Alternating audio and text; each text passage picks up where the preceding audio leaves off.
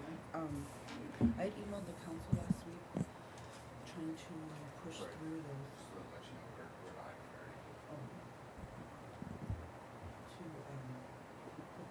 those camps on the agenda. But I was wondering if we had a rolling agenda from our meeting being canceled because none of those items are in here. So it's They're in a packet? no, that's what I'm wondering. Like they're not. And so I was wondering if the items from the monthly meeting were all rolling over to this meeting or do you get that point? Mm-mm.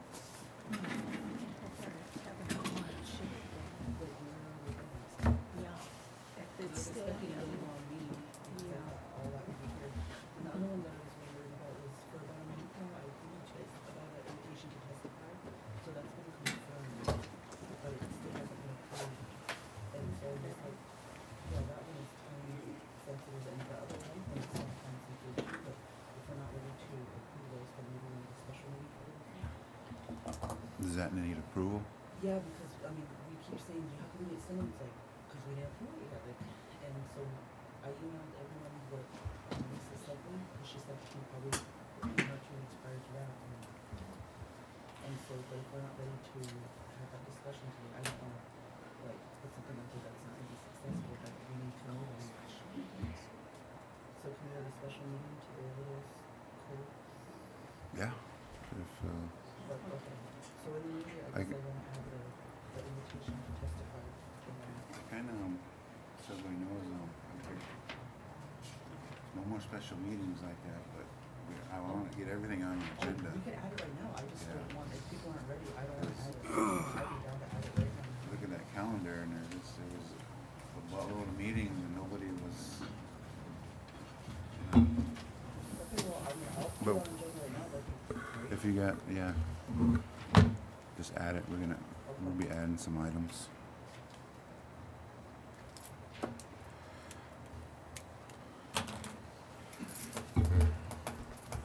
Okay. Good morning. Good morning, those in attendance. We are here at the regular tribal council meeting scheduled for February 3rd, 2020 at 9 a.m. Winnebago Tribal Council Chambers. We'll call to order at 9:04. Ask Eric Dusty Armel to say a word of prayer for us, please.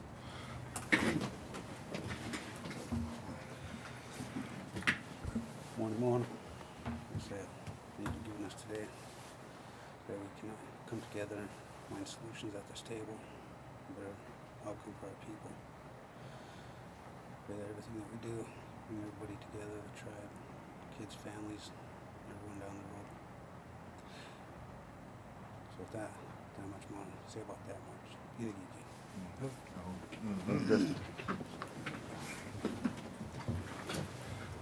Thank you, Dusty.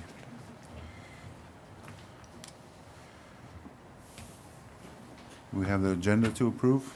Any added items? Mr. Chairman, I have some items to add.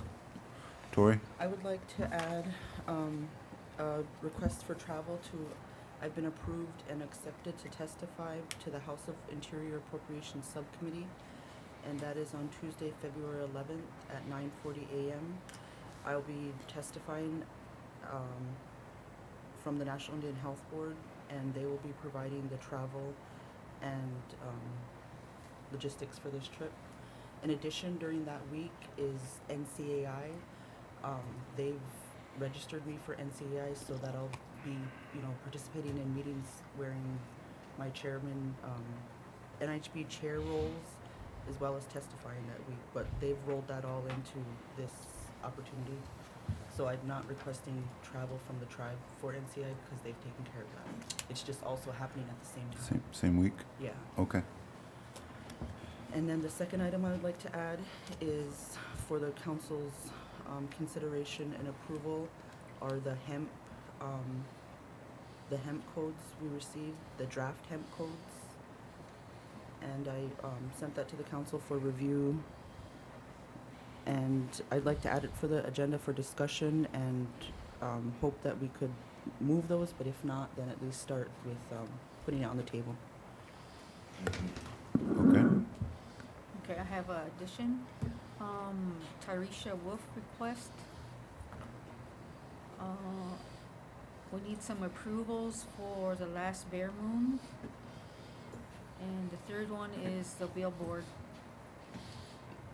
out here by the highway.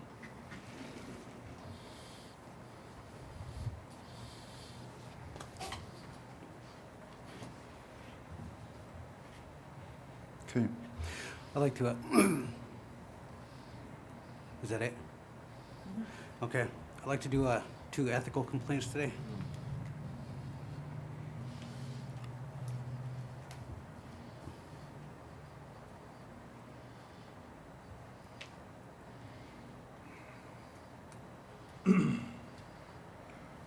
Any other additions?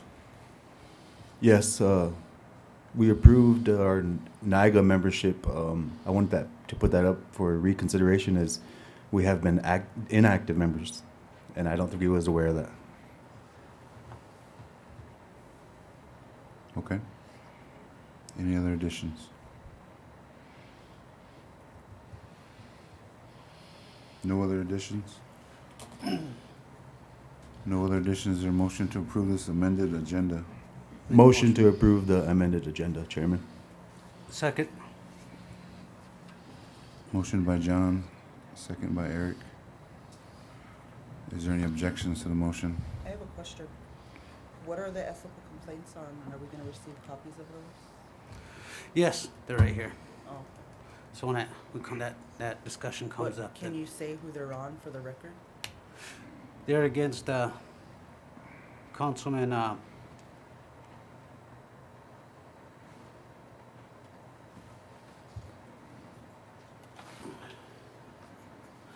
Frenchman and Councilwoman Kitchian. In regards to what? I'd like to put the subject down. Failure to do a drug test that's been in effect for 2 years. Okay. Any more discussion? Any objections? No objections? No objections. Motion passed 7-0-0. Approval of the minutes. January 6, 2020, regular TC meeting. Your motion to approve. Make a motion to approve.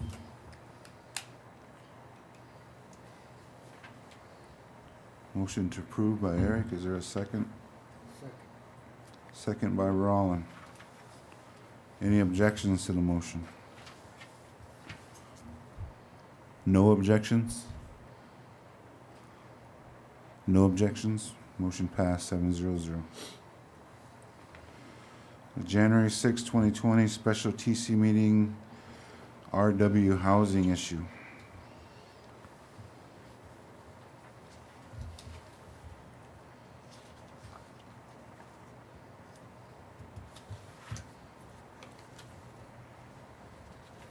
Is there a motion to approve?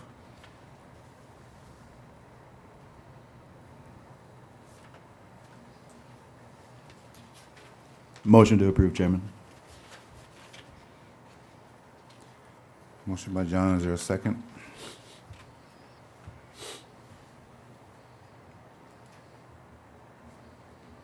Is there a second? I'll second. Motion by John, second by Thelma. Is there any objections to the motion? No objections? Motion passed 7-0-0. January 13th, 2020, monthly land meeting.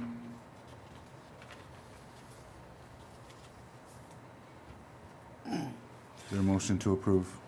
Motion to approve. Second. Motion by Eric, second by John. Is there any objections to the motion? Any objections? No? Motion passed 7-0-0.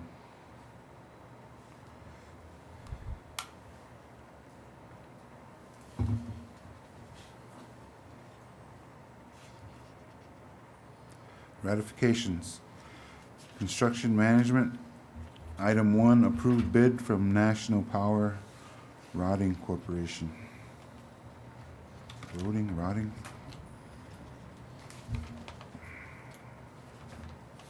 Motion to approve.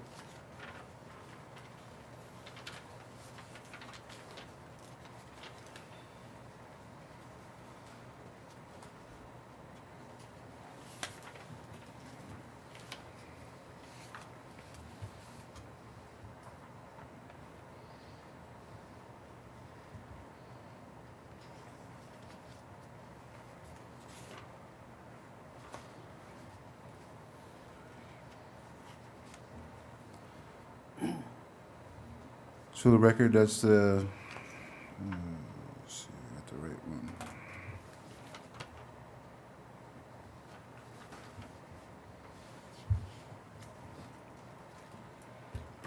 CCTV sewer cleaning and inspection for $132,610.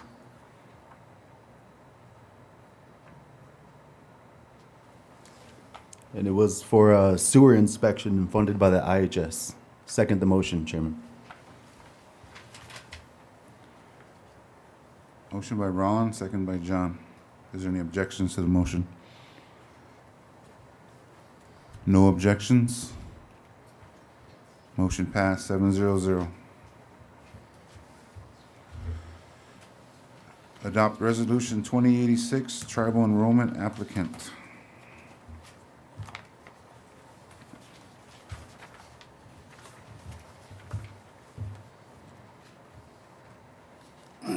Motion to approve.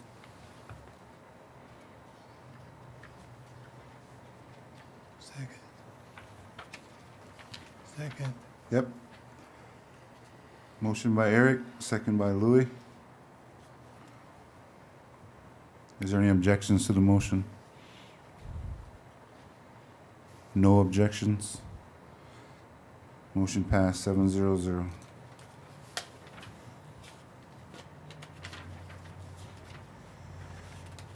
No new business, old business. Bids for Robert's Rules of Order training.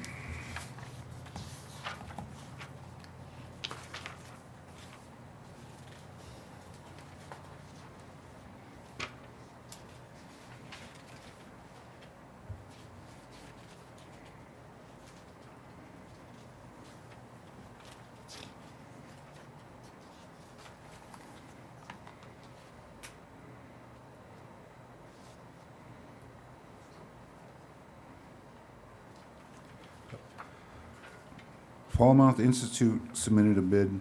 They got, if you see in their quote, price for different participants, up to 40 participants, it's $9,900. As down to 10 participants, it's $6,900. We're not quite sure on our attendance for that.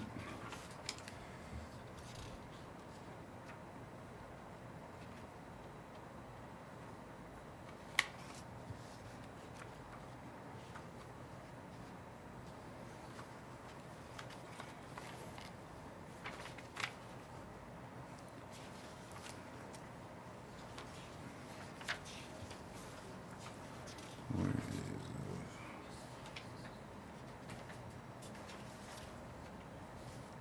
And in the bid by CSN DCI America.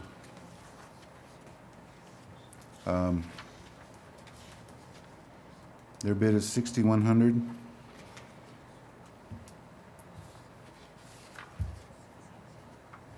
With $1,500 transportation, and that's for unlimited attendance.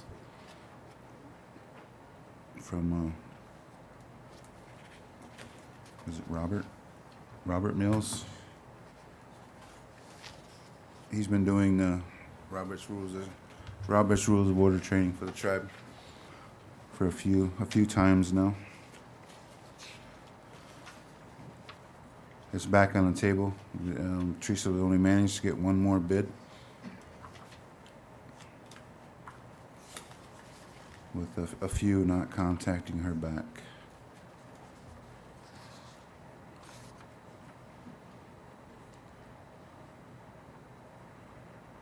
Recommendations. I recommend we go with CSN, DCI. Schedule for the tribal council departments that have any boards whatsoever, and be open to the public.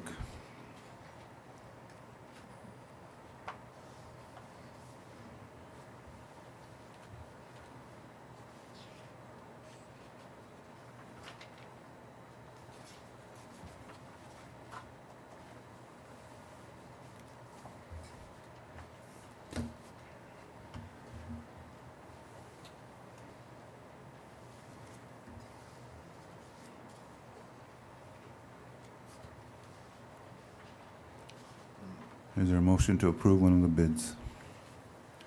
Chairman, I'll make a motion to move forward with creating Strong Nations.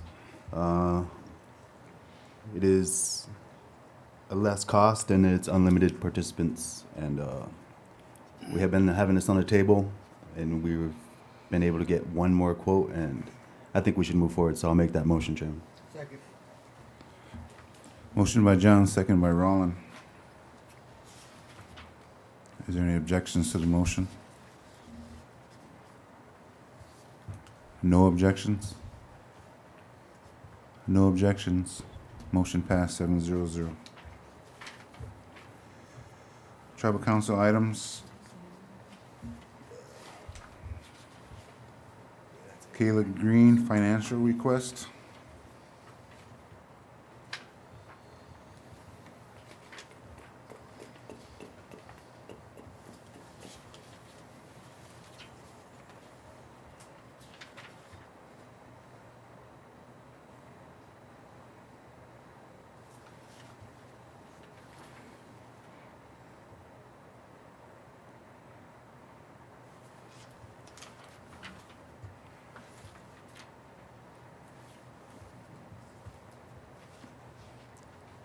Kayla is requesting financial assistance with rent, $1,129 for utilities, $80 late fee, total amount $1,209.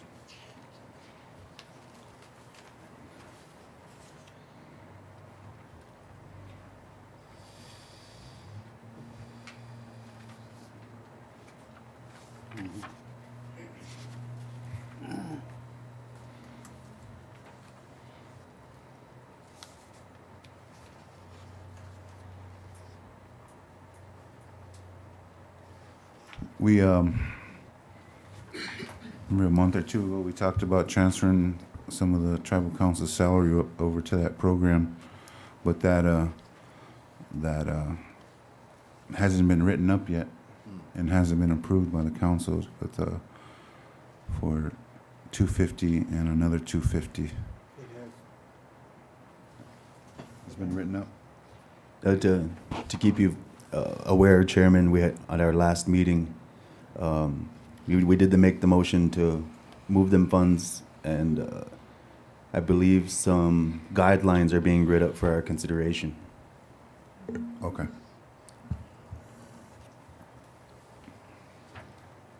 Thank you for the update.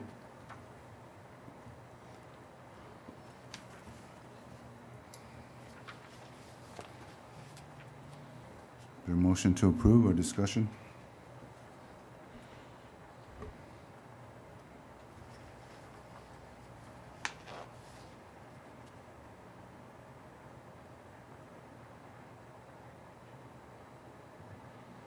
Is there a motion to approve?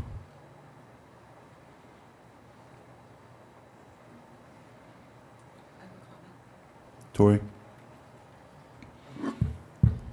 So, hi Kayla. Good morning. We talked a little bit about this at the treasurer's report, and there was also a motion to add an additional, I believe, $8,000 to that pot. And the guidance that I guess we could give to the human services, because they were looking for what the council wanted, would be to open up that service area, but that would really open it up to even beyond, you know, it would open it up to throughout the country, and so that money would go really fast. But I think there's already been electricity bill that was paid in Walt Hill, so it's not that this is beyond what's already happened within the past couple months. I think somebody paid $800 or so to pay somebody's electricity, and this is where it just kind of gets uncomfortable because now we have Kayla here who needs help, and you know, no one wants to make that motion for her. You know, I said at some point somebody's going to get no support, and this is why I'm so uncomfortable with doing this. And so I wish that Kayla could access this money that we just put on the Hill, but they're saying that she's outside their service area.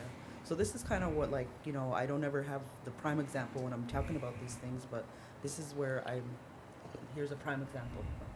So I just feel, I hope that we can help Kayla or send her back to the Hill with that guidance, even though she lives in Walt Hill, but I know that'll also create another barrier when somebody from Florida, tribal member, calls and says, I need help, and then, you know, to what end does it go, and that we can't reasonably meet those expectations. And so I just want to make that comment and say that I support Kayla. I know that I worked with her through the years when she worked in Whirling Thunder when she was a trainer, and I just know that she's always trying to maintain employment.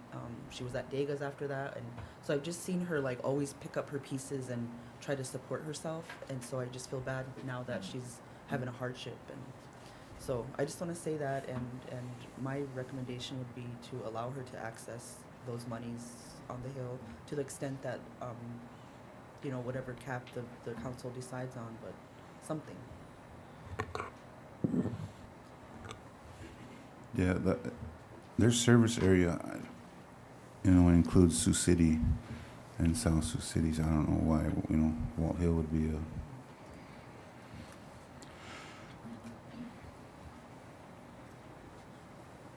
Is that a motion to support? Motion? Yeah, I would like to recommend that Kayla be referred back to Human Services to access the, I don't know, what are we calling it? But we didn't really call it anything. We just kind of. Yeah, I don't know what's been written up so far. I see that was the problem. So I guess I would like to make a motion to refer Kayla back to Human Services to access the tribal council funds that have been distributed.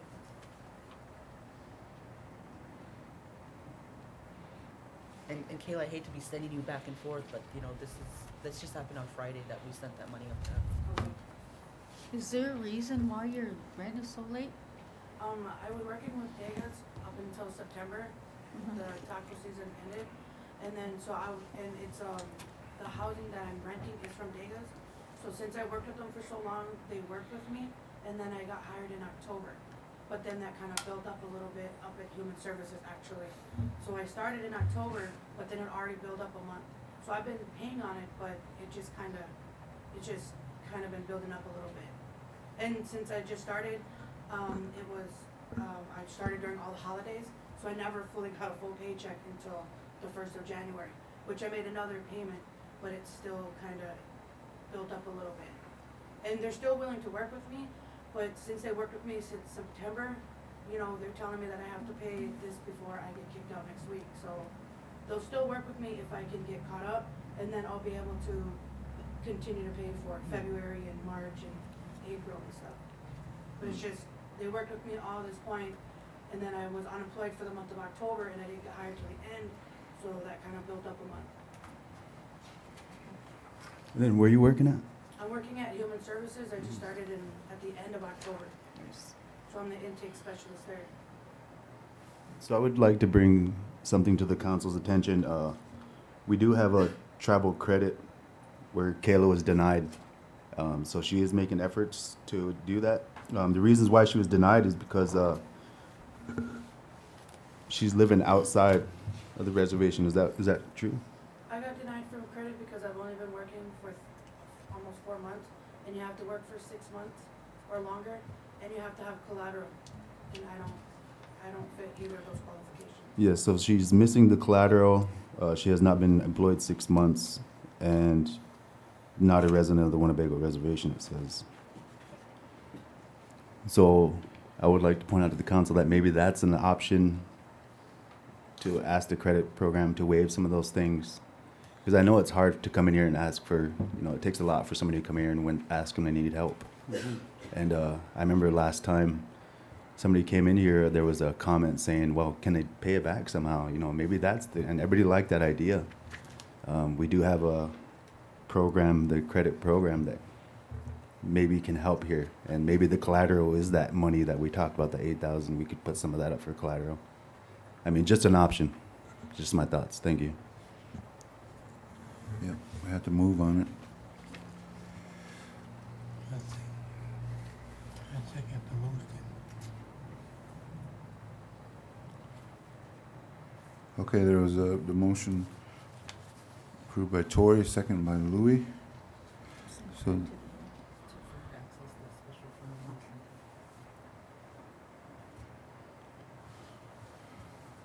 is there any objections to the motion? I guess no comment. We don't know the exact amount that you're receiving right now, so we'll have to wait and see. But we'll get that back out. Is there any objections to the motion? No objections? Motion passed 7-0.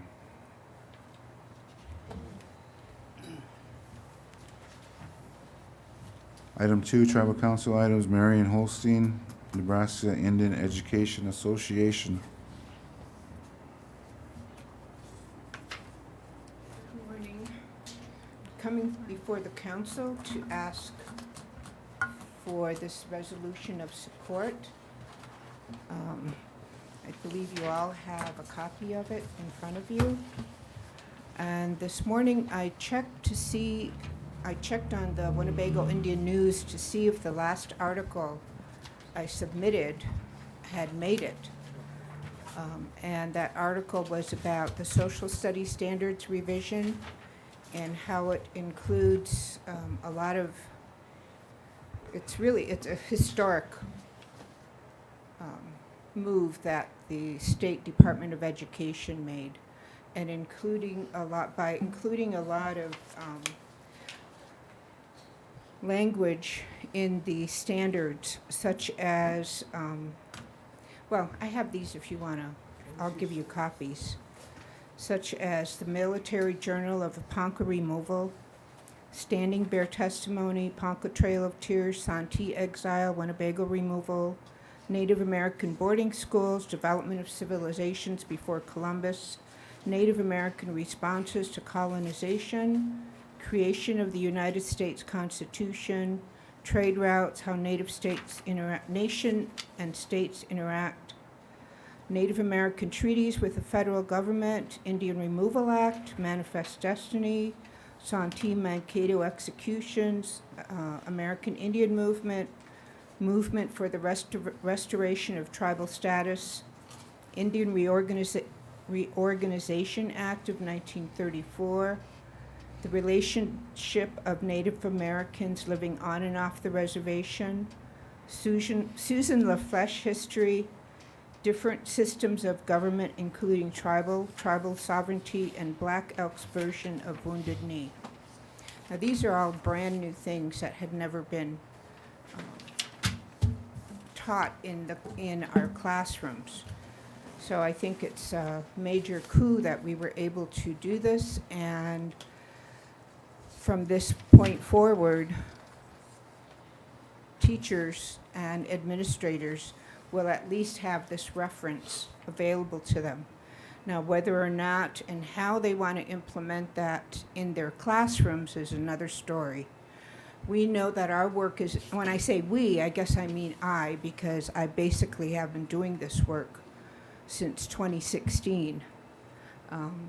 I wrote some thank you letters to our school board representative and our superintendent locally, and I thank them, and they responded. They said, Marion, if it wasn't for your persistence and continuing to push the envelope, this wouldn't have happened. So I guess the we is mostly I. And, you know, as Native people, we're not always that ready to, and we shouldn't be. You know, we should be able to include that work that we're doing for the good of everybody and not just one person. So we do have a lot of work left. We have to, now comes really the hard part, is getting those lessons plans ready for the classroom that are going to be developmentally appropriate and which the teachers from classroom to classroom can scaffold on, and that are going to be easy for the teachers to use.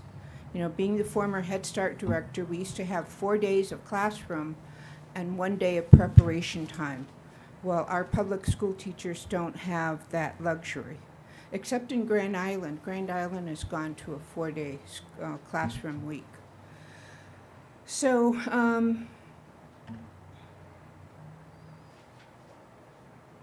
do you have any questions? Are there any questions? Any questions? You know, our proficiency levels are still really low. I was just looking at them a couple of days ago and really haven't had a whole lot of time to analyze them. But the average science proficiency level in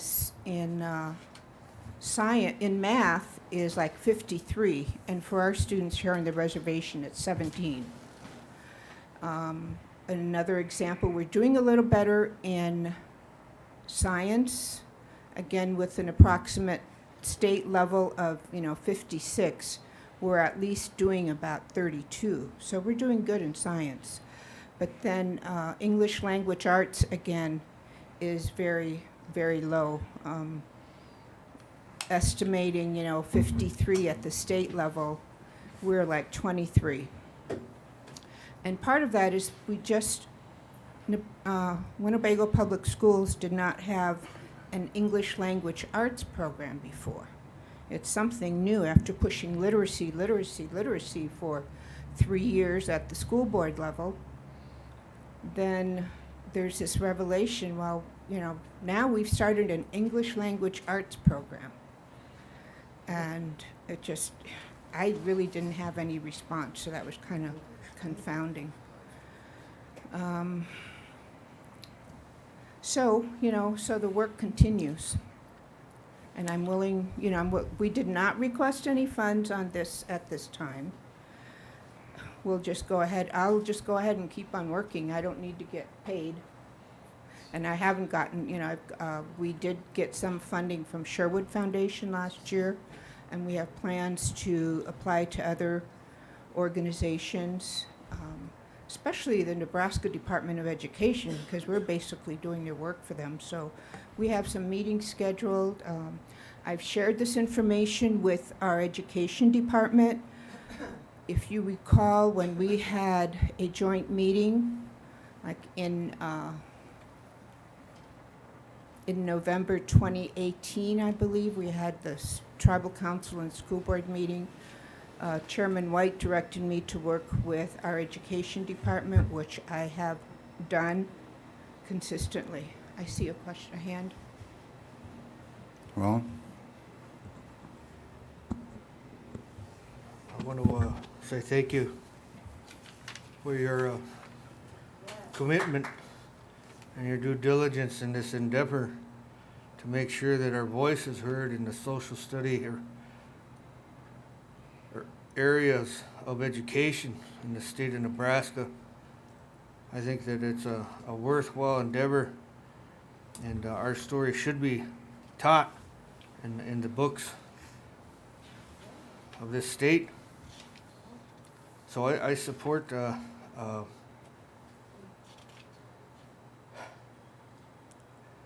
you're looking for our endorsement, right? Correct, just the endorsement. So I support the endorsement of what you're doing here.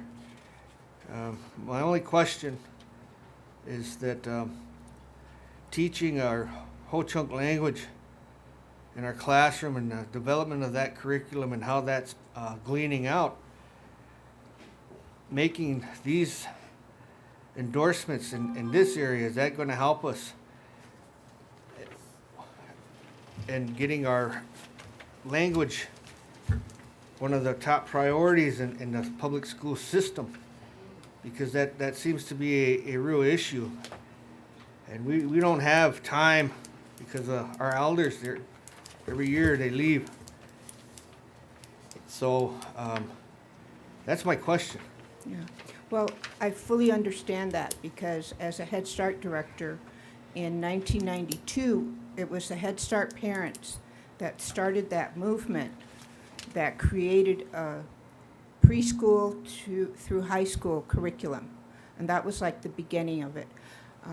I don't foresee Nebraska Indian Ed as getting into the education of the language and culture at each school level. That's going to be, up to the tribal organizations. A lot of this whole thing started when I moved back, when I quit my consulting job and came back and saw that, and joined the school board and saw the drastic proficiency levels. But we really see that Nebraska Indian Ed as facilitating what other tribes are doing. I mean, there are a lot of tribes out there doing great guns, and our Renaissance program is doing well also. But we envision ourselves as supporting their work.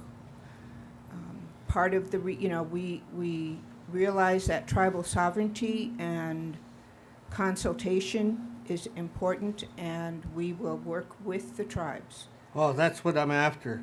That's what I need to hear, is that advocating for this program at the state level, because, Nebraska Indian Education Association, you're working at that level.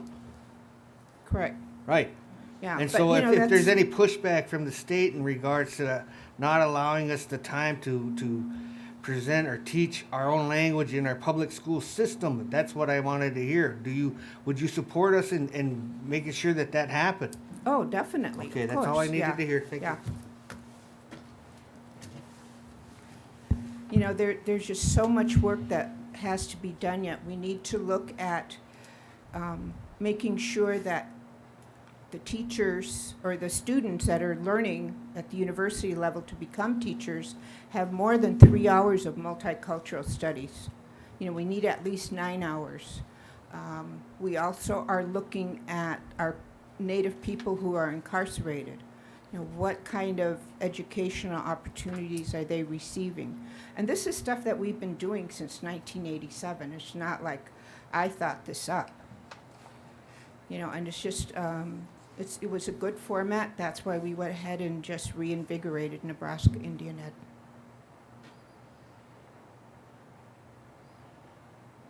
Okay, good, thank you. Sounds like you made a few more steps from the last time we discussed it Lot at of the table. Good. Big Tori? steps.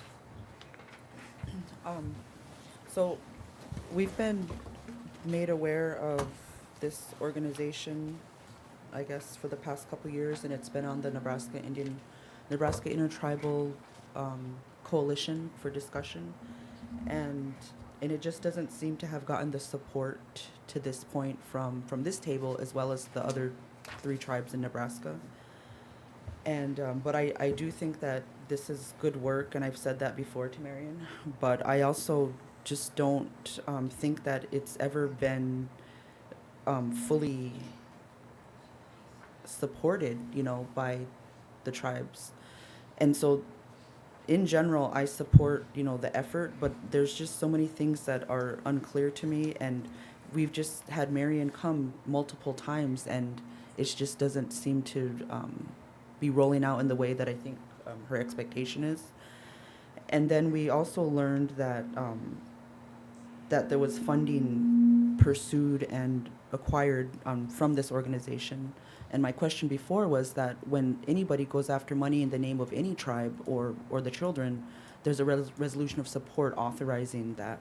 And so Marion was upset with me when I asked that question, but anytime anybody goes after a grant and the Winnebago tribe's name's on it, we approve it.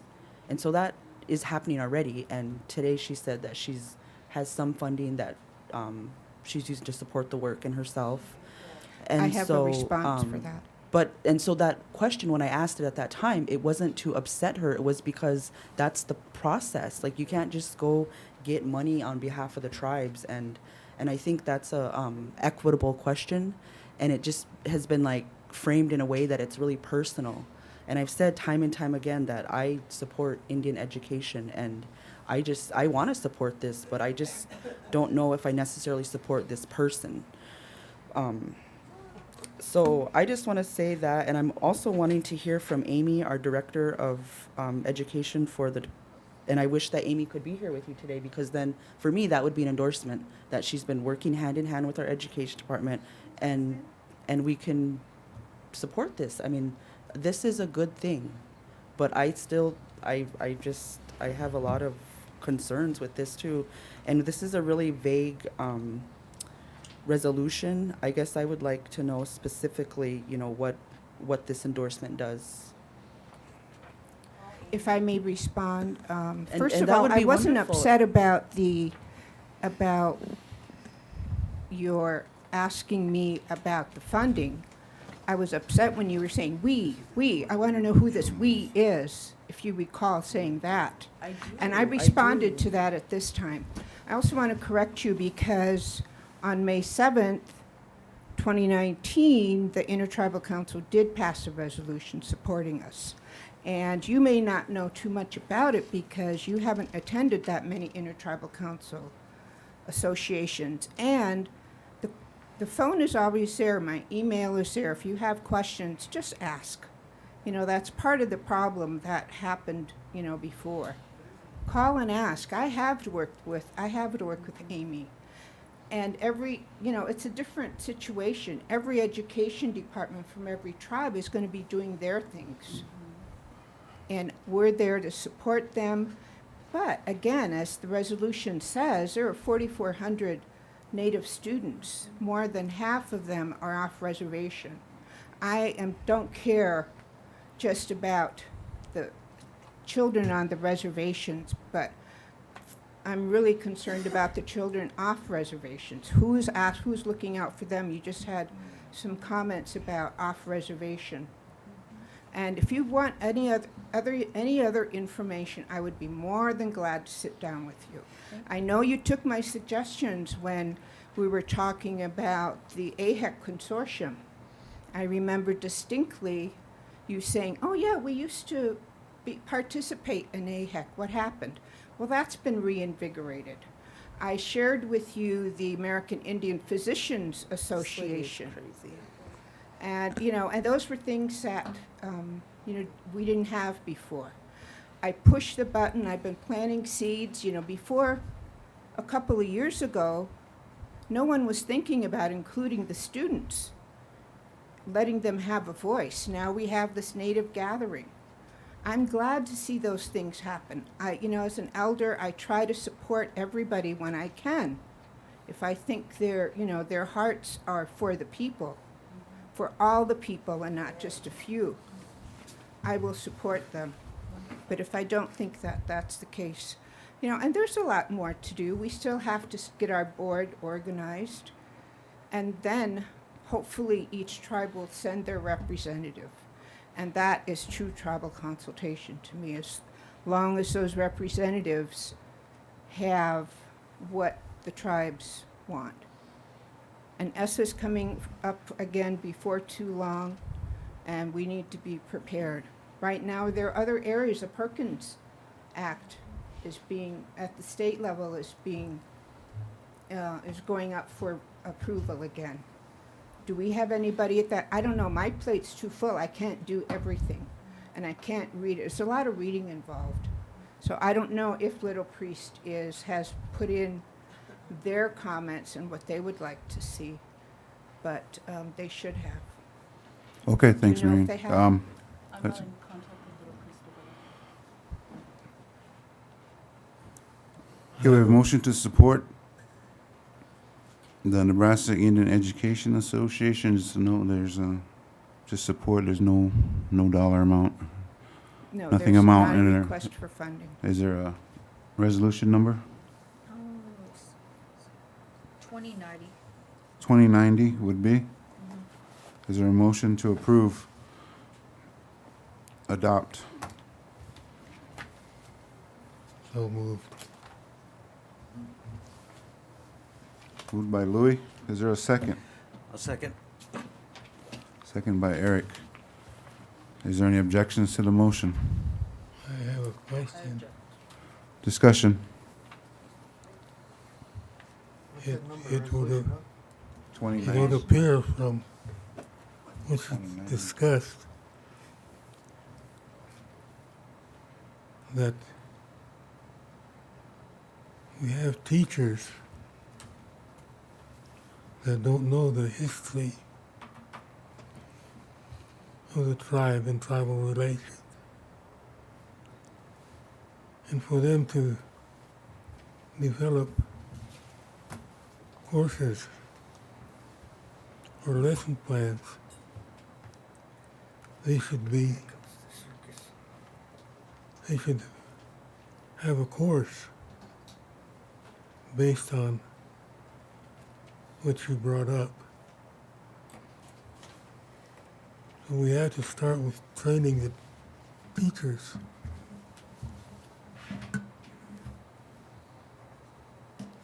How are you going to handle that?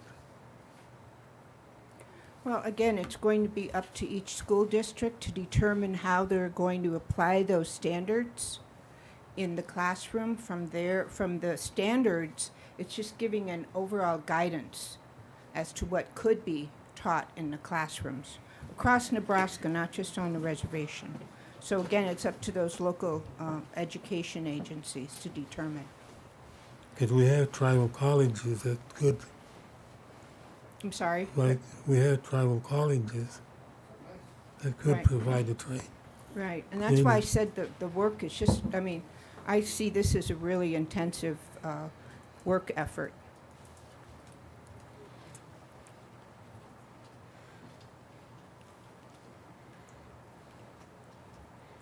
Okay.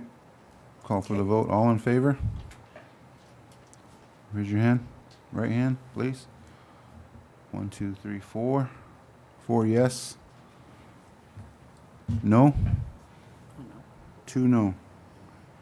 Abstentions?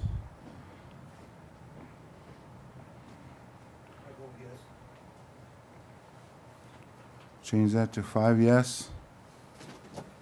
2 noes, 0 abstentions. Motion passed. The- 5-2-0. Can I make one further comment? When I returned from the South Dakota Indian Education Association conference, I came back and I told our board that I thought we were 15 years behind. So rather than wait for our education department to catch up, I just went ahead and started this. Okay, thank you. Thank you. Thank you. Get that resolution to Teresa. Okay. Email it to her so she can draft it up, All fix right, it up thank you. to our standards. Next on the agenda, tribal council items, Little Priest Tribal College Student Services request for matching funds.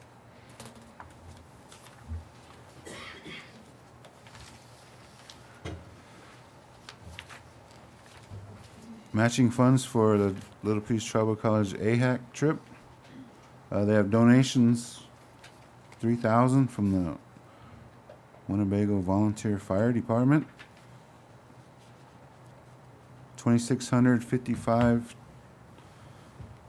from events, concessions, and other public events. A total of $5,655.25. Policy is for us to match 2,500, correct? Up to 25. Mr. Chairman, I'd like to make a motion to approve the matching donation to Little Priest Tribal College students in the amount of $2,500 per policy. Second. Okay. Chairman, there's Also, part of the request is to approach Winnebago. Okay. Is that, add that into your, you okay In with that? addition to the approval to solicit Winnebago's. Louis? I approve. Okay. Motion by Tori, second by Louis. Is there any objections to the motion? No objections? Motion passed, 700. Are you ladies part of Little Priest? Yeah, I'm Okay. Tricia. I'm the Director of Student Services, and then this is one of our students as well who's participated last year and planning to. I'll let her share a little more about her. Okay. Hi, I'm Erin Hargreaves. I am the Student Senate Secretary, and I also work with the Student Support Services through the Ambassador Program at HCI. I attended AHEC last year, and I'm going again this year. It's a really good learning experience. I'm excited to go back. Good, thank you. Thank you. So you guys been approved for an additional 2,500 from Winnebago Tribe, and you got approval to solicit Winnebago's. Okay, Thank you. thank you.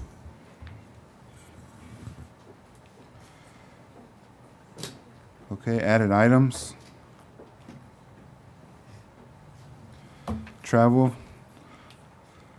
for Tori Kitchen to testify NIHB.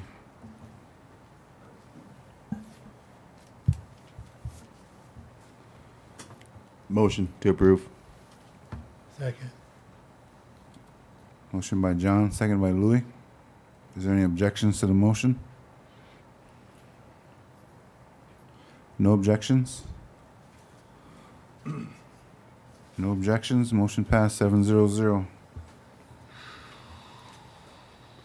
Second added item, Winnebago Tribe of Nebraska's hemp codes.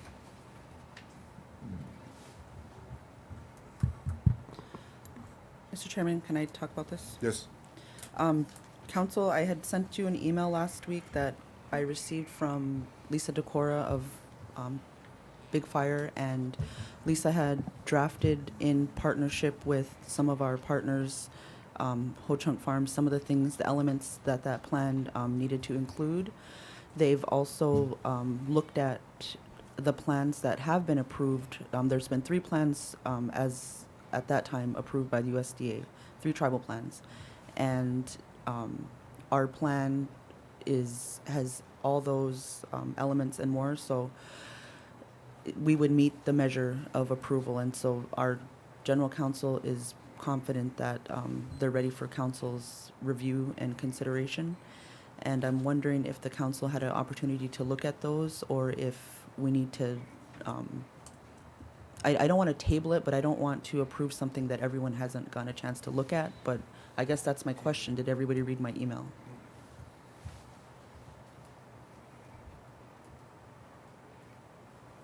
We had a discussion last week about picking up the pace with the hemp opportunity, and there was some really encouraging words shared with me. So I tried to answer that and send those out and just be productive about it. So I don't know what the council wants to do next, but it seems that the ball is in our court now, and that's the next step.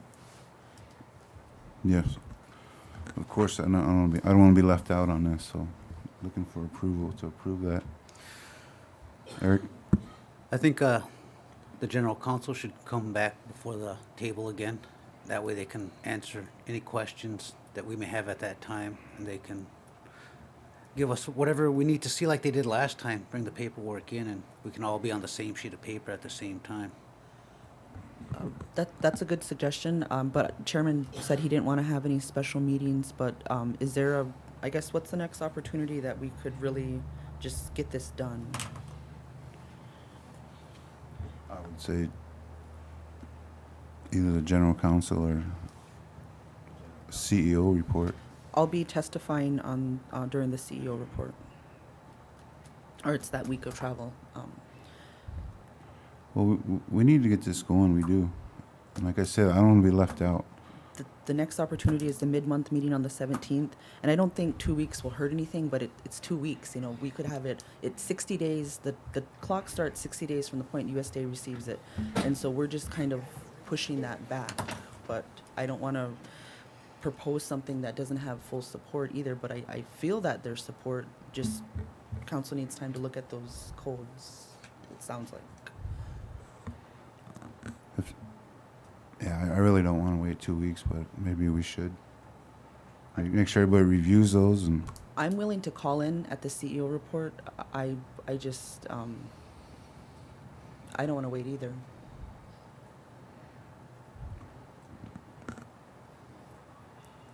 Should we move it to the CEO report? Or any action today? Can we hear from the tribal council on where they're at with this topic, where they're at with those codes, just so we can kind of get a temperament of where this is going? I don't want to just put it out to just keep putting it out. Like I want to hear from if council's ready to approve those. John? I'd like to say that I have received those hemp codes probably like a week ago. I reviewed them. We've looked at them before. They've been through legal. Speaking for myself, I would be comfortable moving forward and getting them approved and getting them submitted. Thank you. Thanks. Thelma?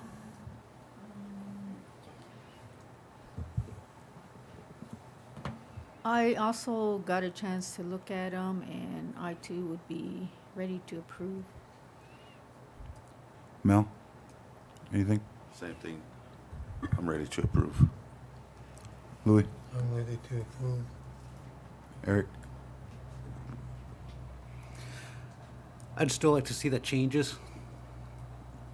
And so, have it brought before the table. That way we can all be on the same sheet of paper with not only us, but with the general council as well. And we can, even bring in the farms, whole chunk farms, to everyone who's gonna be a part of this can be on the same page. That's. Okay, Roland? I'm in agreement with what tribal councilman Armel had to say. If there's any changes, we need to review them. And then let's go about this with our eyes open so that it works out for everybody. That's all I gotta say.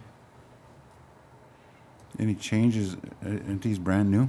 Yeah, there are no changes. So These are brand new. they're in draft form, and so they're ready. I guess I don't know, and any changes would kind of be the feedback of the council, but they're being presented as being vetted through. And so, although Ho Chunk Farms participated in the discussion on what would be helpful to be included in there, it really is the council's decision on what the final product is going to be. Again, I'm in support of getting this approved. I kind of want somebody involved and get this going and stay on it. I was kind of leaning on Isaac Smith, but I don't know about that now, so. Okay, well, I guess, Mr. Chairman, from what I've hearing, I'd like to just get these printed out because they were on email, and I've been talking with Teresa about getting them printed. So if you'll excuse me, I'll go get those. Okay.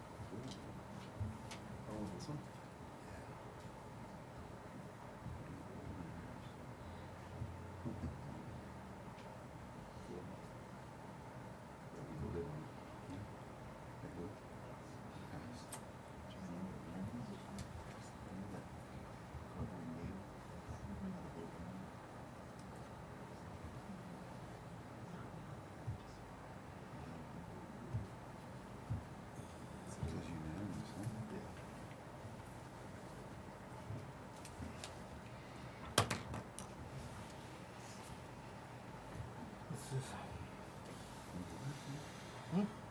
What? Oh, that.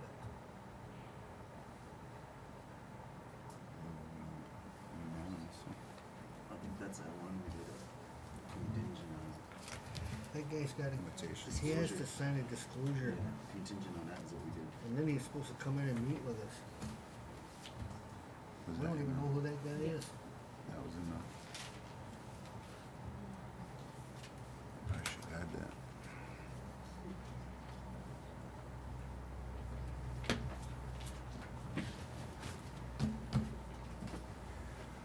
Wrong day to have a shoot.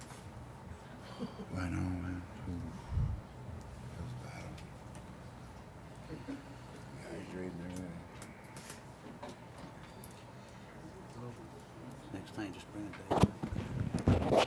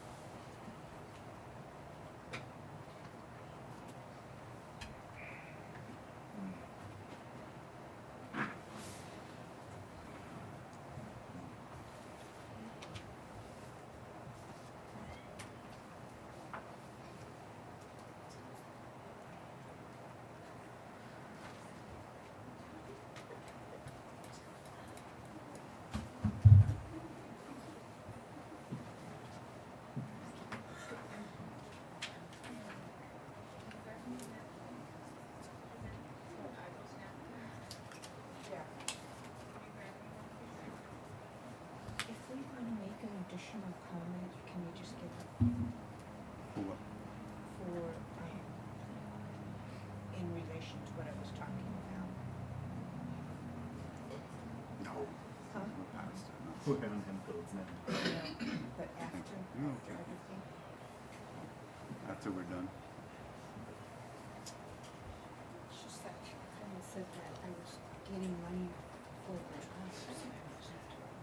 But if you have a nonprofit, you can do that. But she made it sound like I was getting.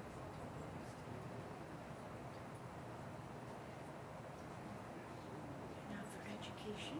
Oh, yeah, no problem. How come you voted no?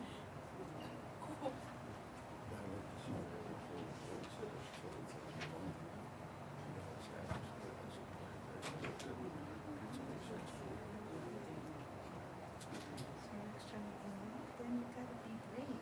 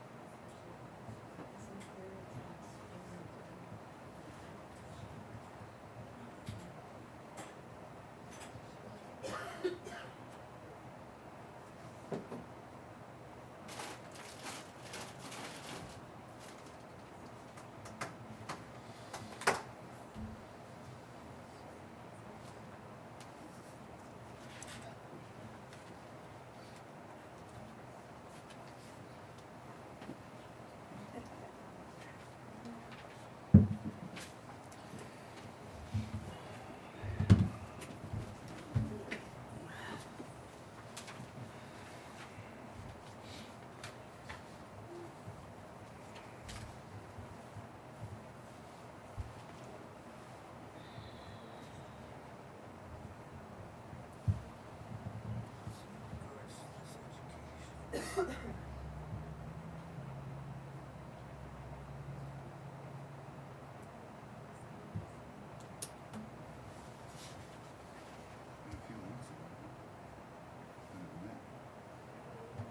haven't been here. Trying to schedule it for the 21st.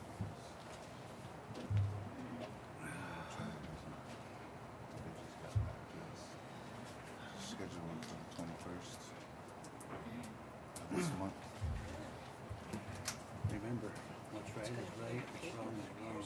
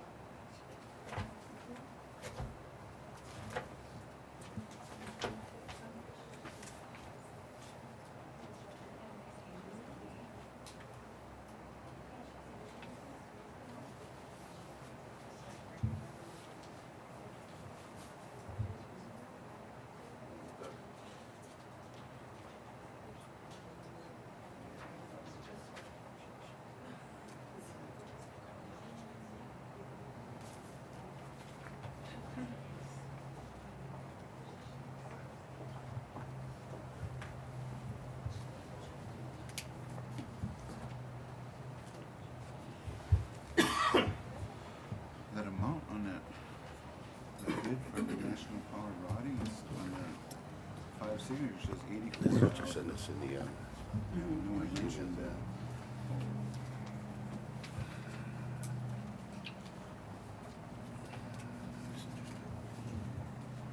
Yeah.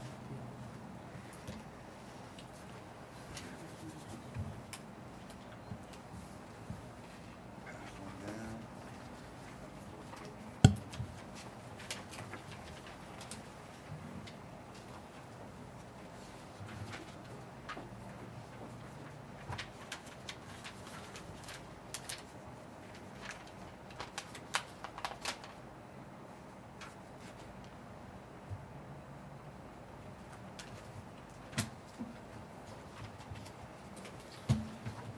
Mr. Chair, I'd like to go ahead and make a motion to approve this. Codes and hemp plan. We can get things rolling. Okay, there's a motion by Mel to approve submit the tribal hemp plan and certification to the U.S. Department of Agriculture. Second.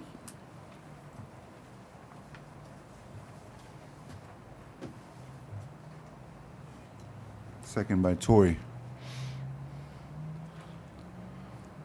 Is there any objections to the motion? Question. Discussion. Roland? I'm in support of this. I have a question on that. Whereas the hemp is a commodity that can be used for numerous industrial and horticultural purposes, including fabric, paper, construction materials, food products, cosmetics, production of cannabinoids such as cannabinoid, IOL, or CBD, or other products. Other products is open.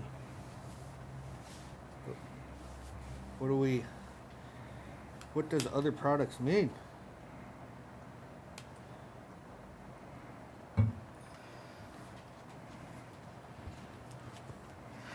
Mr. Chairman, I'd like to respond.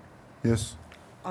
Well, I know that there's a variety of things that can be produced with hemp. There's hemp crate, there's hemp plastic, there's animal feed made out of hemp, or animal bedding. I mean, I think that it was written in a way not to exclude anything, but that's just I guess a point of clarity that we could ask, but I don't want to I guess suggest that I know what everything other includes I just think it's a very general statement to capture other products that we might want to look at.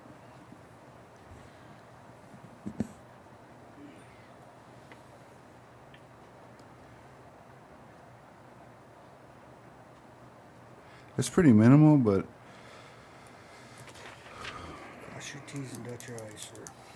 acceptable hemp THC level means when the THC concentration of not more than 0.3%. So there's just a bit of THC in would be allowable.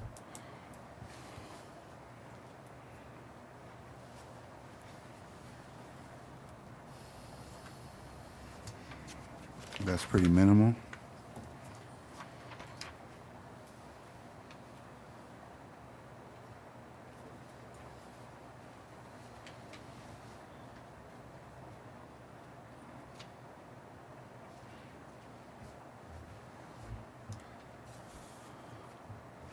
There's a motion by Mel, there's a second by Tori. Is there any objections to the motion? Any more discussion?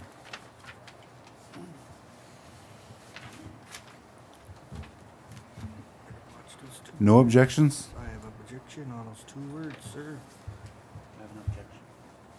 Call for the vote. All in favor, raise your right hand. 1, 2, 3, 4, 5. No? 1, 2, no. 0 abstention. Motion passed. 5-2-0. Thank you, Council. Next added item is Tyresha Wolf.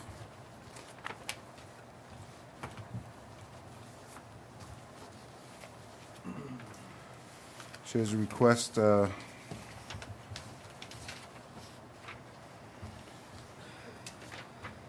financial assistance to assist her in the amount of $1,800 to assist with engine repair for her car.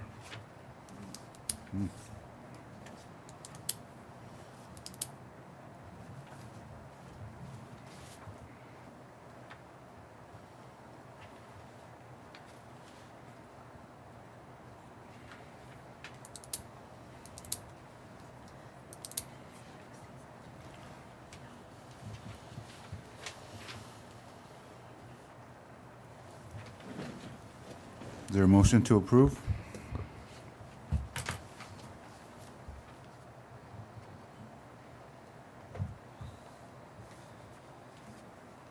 Mr. Chairman, I have a comment again. Yes. Hi, Tyresha. So I think this is another example of, like we were talking about working parents that just have an emergency and that it's not that they're not doing what they're supposed to do, they're just have these things come up. And so I'm hoping that we could treat Tyresha fairly and in the same way that we handled Kayla and to just refer it back up but that's just a suggestion for discussion. I just want to try to be consistent. But I'm wondering what the other council feels about how we should, because the other thing that we said was that we would just stop signing them so that but that's really difficult to do also. Mm-hmm. But I want Tyresha to be assisted. I just don't want to do it different in the second part of the meeting, Yeah. Tyresha?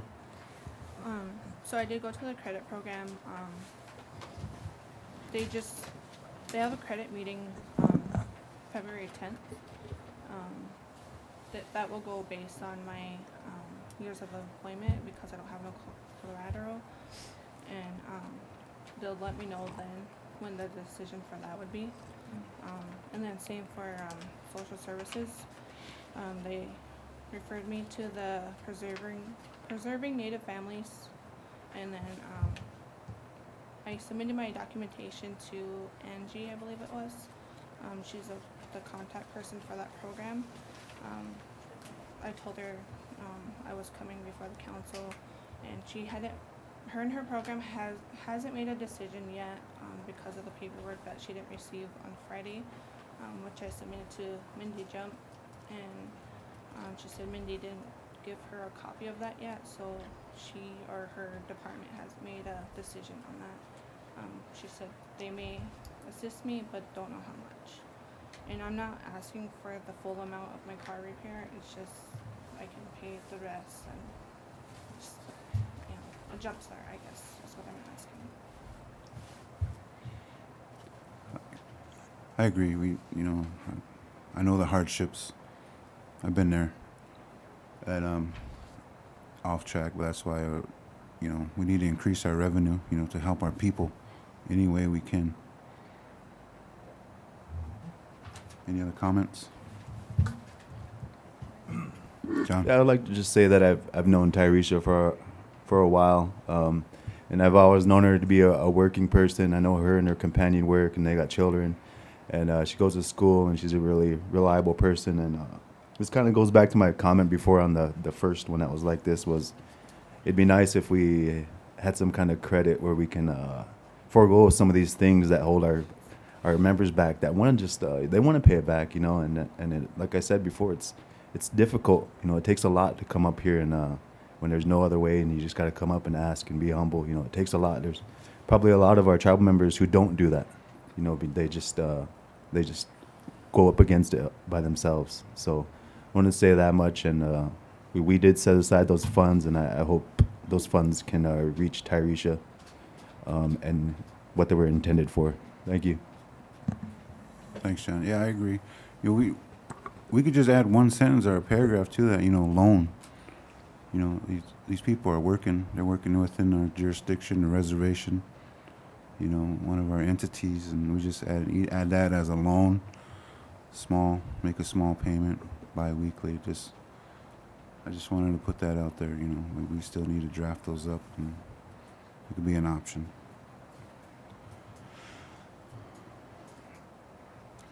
I'd just like to add, I hear what you guys are saying. I agree with you. But what hurts me the most and bothers me the most is the 60% plus membership that don't live here.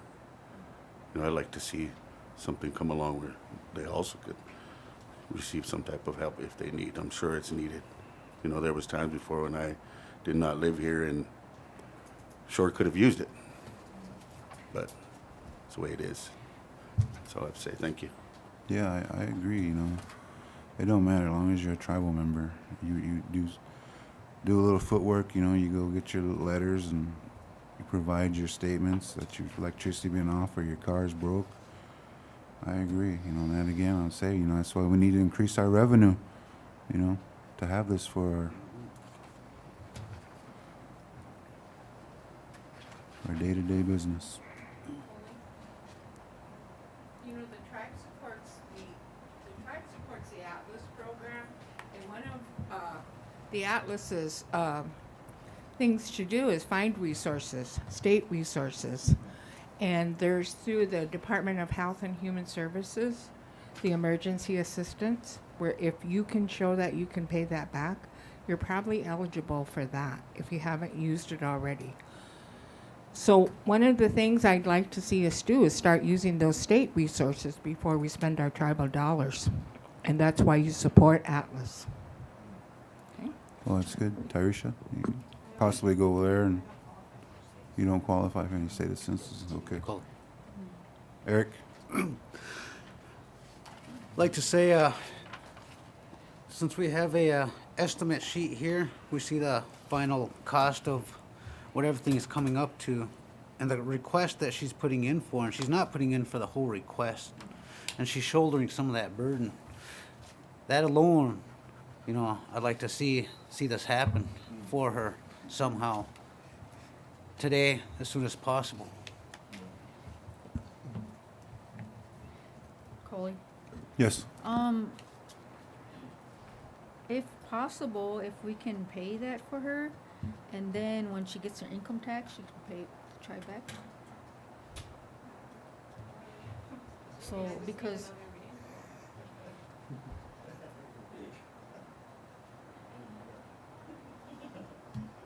being that we have other people that's gonna be coming in and with other emergencies too, we kinda wanna replenish that where it's not gonna be just all gone and then here we are again. It's just ideal. A motion to refer her to the, Chairman, yes. based off of Dusty's comments, you know, it kind of helped me come clarity to my mind, and based off that she's not asking for the full request, she's asking for a match to fix her vehicle. You know, I would make that motion that we do that, and it'd be out of those funds that we put aside for this reason. And you know, she does work, she's in school, she has children, so, and a vehicle is a necessity today. So I will make that motion. Second. Motion by John, seconded by Eric. Amount of 1,800.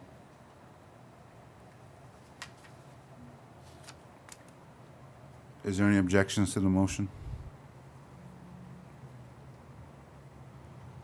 No objections? No objections, motion passed. 7-0-0.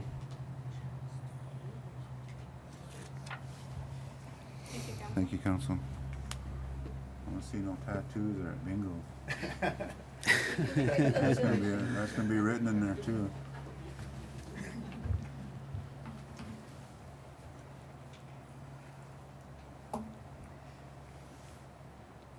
Next added item is Last Bear Moon. Last Bear Moon Powwow. Garen Coons. Good morning, Council. Just wanted to get direction.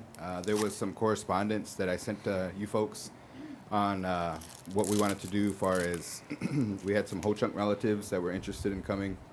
We sent the invitation out to the Oto relatives, and so I think we need approval if you guys want to take care of them as far as their stay and their meals, or however you want to do that. Also, I need direction on, as the council, what topics, if you're going to have that Friday night nation to nation, government to government dinner, what topics do you guys want to talk about that night? Culture, economic, so I can go out and get that agenda ready. Okay, thanks, Karen. Council, just last week, I just received a email from Larry Walker from the Ho-Chunk Nation out of Wisconsin, and he was asking about a get together like this. So we kind of said no with the nation to nation, but since somebody requested it, you know, it takes one person to bring that up, and it was just kind of hosting a dinner Friday night. Powwow starts at 11 Saturday morning. So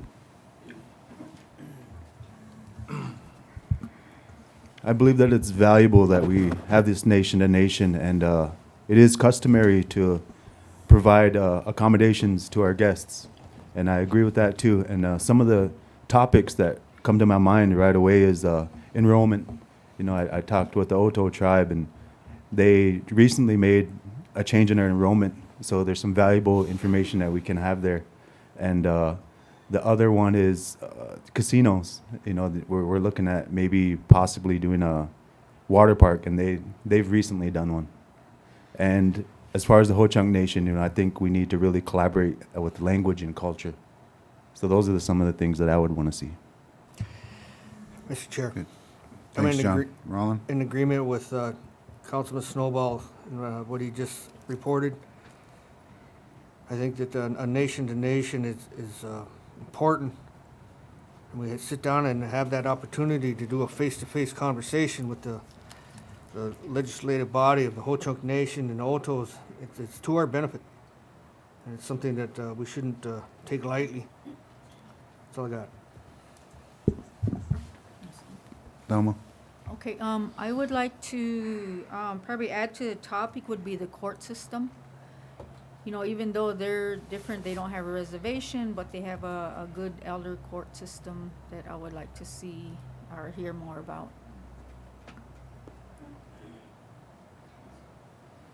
Okay. Any other? Tori? I would be in support of the dinner that was suggested for Friday evening, and I had the opportunity to go to the Ho Chunk Nation delegation trip. And one of the things that happened at that trip that I thought was my takeaway was the unity that the council presented themselves with and worked together up there. And it was our first time we had gone somewhere all together. This was last year, and it felt so good. And I don't know if part of it was just being in Wisconsin and that feeling of just being in the homeland. I really thought that contributed to it. But we don't have those opportunities all the time, and we have differences of opinions quite frequently on topics. But there are so many other topics that we have witnessed amongst ourselves that we've come together, and that's a really encouraging feeling. And so I'm looking forward to this this meeting. Also, Chairman of the Ponca Tribe had reached out to me and had wondered also what were any of the official meetings that would be taking place. So I think there's interest from some of our partner tribes, and I'm glad that there is eager to have these conversations with the Winnebago Tribal Council. And I would also be in support of any hospitality that we can provide for the guests in terms of rooms or the meals. I know there was a breakfast mentioned. And so just whatever is feasible, whatever is, I'm in full support. Thank you. So Ho Chunk Nation, Oto, and Ponca. Larry. I'm not sure the tribes, but I'm just saying, you know, whoever is being included, I think that's wonderful. Oh, Ho Chunk and Oto. Okay. But did Poncas get invited? Because they must have been here. I don't know. Oh, yeah, you said Larry Wright, right? Yeah, He's with the Ponca tribe, okay. yeah.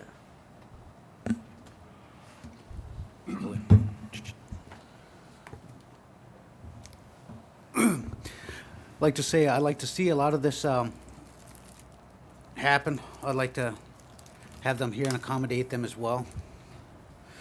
And a topic that I would like to have at that, if we're gonna do this nation-to-nation meal, that I would like to have a topic to be discussed would be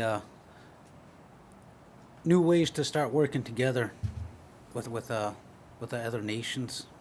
You know, I know we have the United Tribes of Nebraska meetings, but to have all the to enlarge that to a bigger scope, to even bring in our relatives from up north and our relatives from down south, and to involve them in our meetings, so we can all be on the more same sheet of paper. Okay, thank you. Chairman, I would like to make a motion to accommodate the delegations of the Oto tribe and the Ho Chunk Nation. Thank you. Thank you, John. Motion by John, is there a second? I'll second that motion. Second by Mel. Is there any objections to the motion?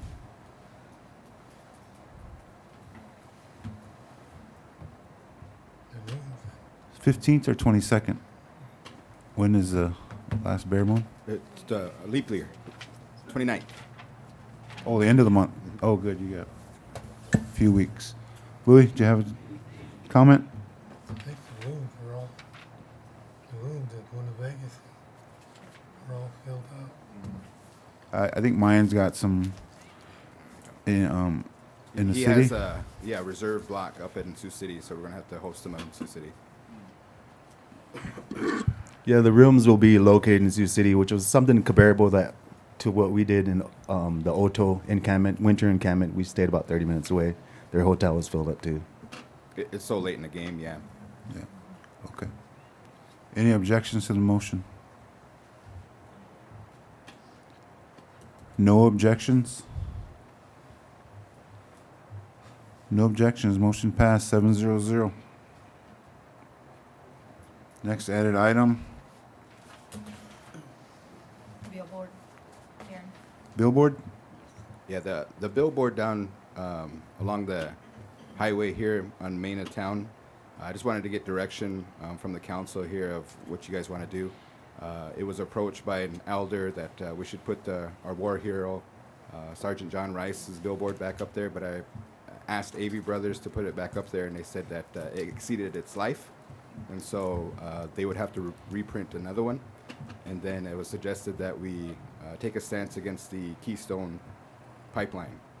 So I don't know which direction you guys want to go on that. And then Ho Chunk Renaissance also said that they're interested in changing that Welcome to Winnebago with our seal on there, and then adding that we put the homecoming powwow. It's always the last full weekend in July, so we don't have to change those out every year. Those are just suggestions here, and I just wanted to get the council's what direction they want to take on those, the billboard. Okay, good. Those are good suggestions. It's up to the council, but I just want to know, I want to say on that, supporting things, congratulations to Zariah George Masco at Lemaire for becoming the first Winnebago Indian State Champion Wrestling. And I said that we need to acknowledge her any way we can. Yep. So that'd be a...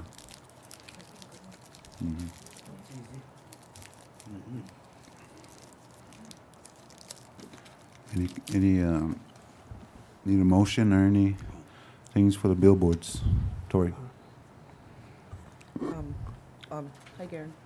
Well, I want to say first I want to thank Garen for always kind of trying to keep us on task and motivate us with ideas, and when he needs direction, he sends suggestions, kind of like what we have before us now. And so I appreciate that Garen is always looking for a solution. So thank you, Garen.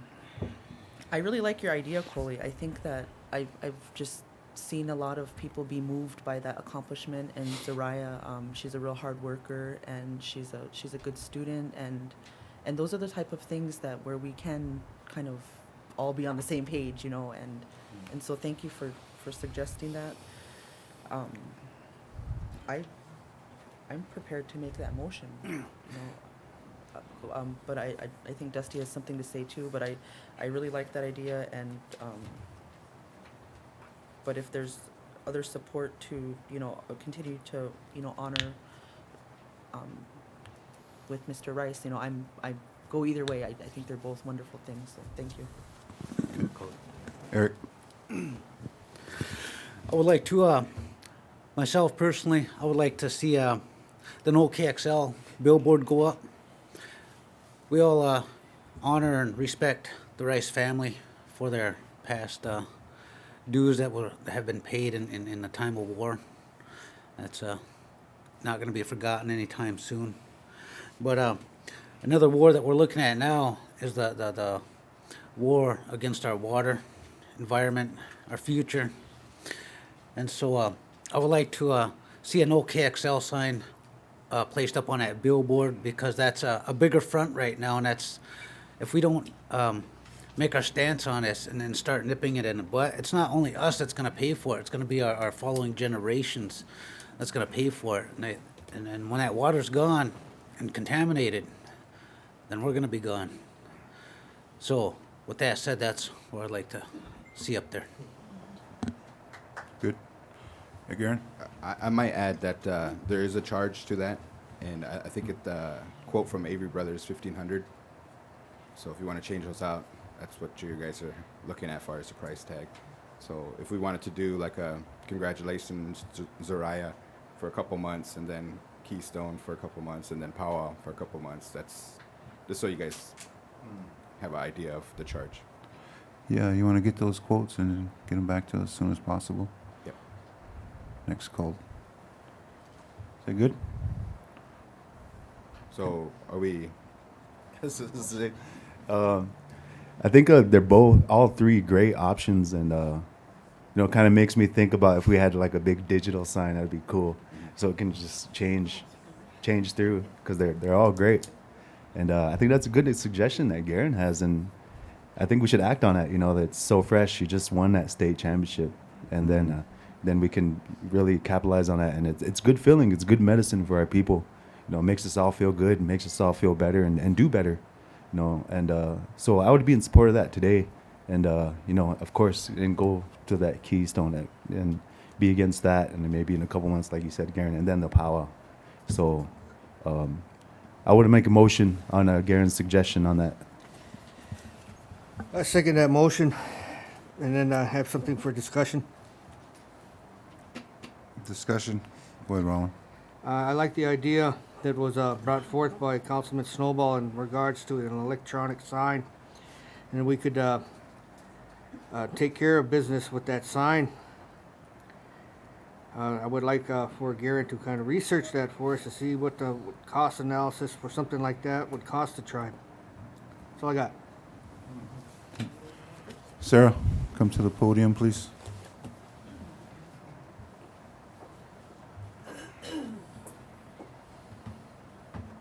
Yes, I'd just like to invite the council tomorrow at 3 o'clock at the competition gym at the high school. They're going to be doing an honoring for Zariah. So I'd like to invite the council to participate. Good, thank you. Somebody else have their hand raised back there? Any other comments? Nope. Cece.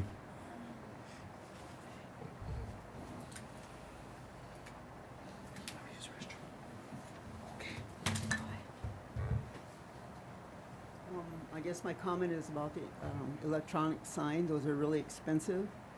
And so I would think that you would probably want to, if you're thinking about putting money towards the sign, I would suggest putting money towards helping the people rather than that sign. They're really expensive. Thank you. Did you get that, Gary, gonna get that quote and stuff on that electronic billboard, and nothing's approved today for that, but just a quote and get it back to us. Any objections to the motion?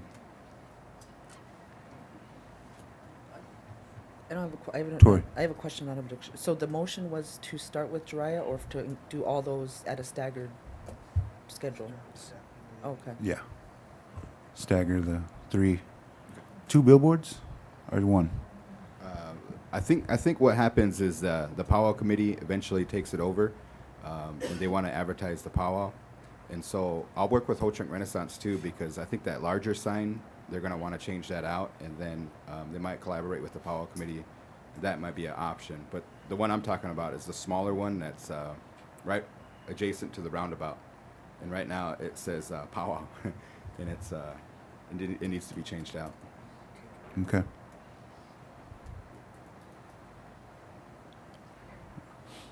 Any objections to the motion? Any more comments? No objections?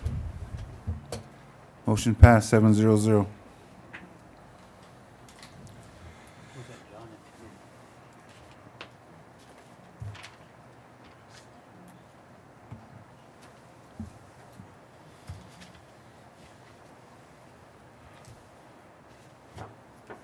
Okay, next added item.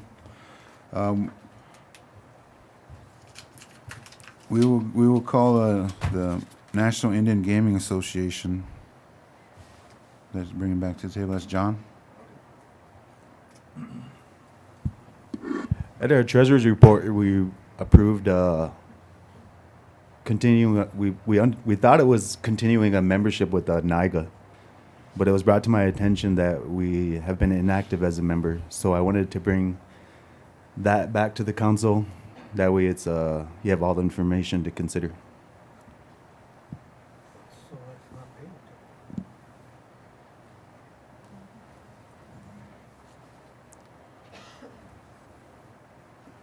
Rescind that motion. I myself, I had a comment, there's Alan right there, but I always questioned, we support all these, some of these programs like that, like NIGA. And, I've been in gaming practically my whole life, but with the Gaming Commission, and I've been to those NIGA events, and I question, how do we find out what NIGA is really doing for the tribes? They don't support a budget, they don't, how they spend all that money that they get, a lot of you out there, even some at the table, been to those National Indian Gaming Association trade shows and stuff. So how do we know what they're actually doing for us, Tori? I wasn't aware that we've been inactive with NIGA, so I don't, I guess I'd want to learn more about if that was a, a decision we made because we didn't want to participate, or if it was because we didn't want to financially contribute. I don't know why. I guess I'd be wondering how long we've been inactive and what did the minutes say at that time, you know. But in, I guess, globally, or like just from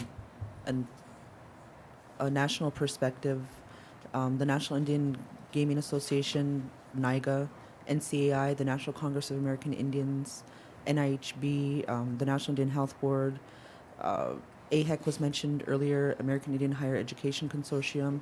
And so there's all these nationally organized Indian organizations that specialize in advocacy and policy work for their respective subject, whether it be gaming, health. NCAI kind of does all of those, and so I'm probably even missing some of them, but how they do their work is funded basically by the tribes, and they do it in a different form. So NCAI, they charge dues. Well, what makes it hard with that is that only the tribes that can vote for those resolutions and for that work are tribes that pay those dues. And so there's been a lot of discussion on the equity and a tribe's ability to engage in that work. And it really does come down to you play to pay, or you pay to play. And that's not right, but that's where some of these tribes with the big pockets, they have big voices too because of those deep pockets. And so a tribe has an opportunity to engage in those discussions. And I've seen that there's different levels based on different revenue sources, and that's what they base their dues on. And so I think it's in our interest to continue to be a part of these organizations, because that's who are speaking and kind of sticking up for Indian gaming, Indian health, Indian. And so much of what Marion is trying to accomplish with the state of Nebraska, a lot of these organizations are trying to accomplish on the national level. And so it's kind of our duty and commitment to support that work. But I just wanted to say that on why they exist. You know, I think NCAI is 40 years old. And so the leadership across the country had, I guess, seen a reason to get involved and to have our own national organizations to engage and direct and influence that policy with the decision makers in Washington, D.C. So that's where it all kind of funnels up to. But I think it's a really valid question of, you know, what do we get out of it, or what are they working on? And so it's also kind of the burden to participate in those conversations and attend those meetings. And so going to some of these meetings sometimes gets really a negative spin on it, but there is real work happening there. Maybe everyone who chooses to do this or that, but they don't call those meetings to not take care of business. So in the level that we choose to engage in that is the level that we stay informed. So I just want to share that you know, thank you, John, for bringing that concern forward, because I want to learn a little bit more about, maybe there's a real good reason why we stopped that. But overall, I hope that we can continue to consider engaging in that work on the national level and also supporting it. Thanks. Thanks, Tori. Ellen. Council, the reason I brought this to John's attention, as he was the presiding officer of the meeting, because in looking at our history, and then I contacted the casino too to see if maybe they had paid it rather than the tribe. The last time we have any record of paying the NIGA dues was 2013 at the casino. So when I had sat here and said, yeah, I think this is something that we do every year, I had misspoken. I wanted council to approve this or not approve it with pertinent information. So that's why I asked John to bring this discussion back up, just to make sure that council had all the proper information in making their decision.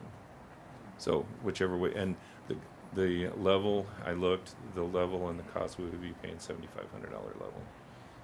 Okay. John? So we're part of the Intertribal Buffalo Council, and there's membership dues there, but we pay those dues at the program.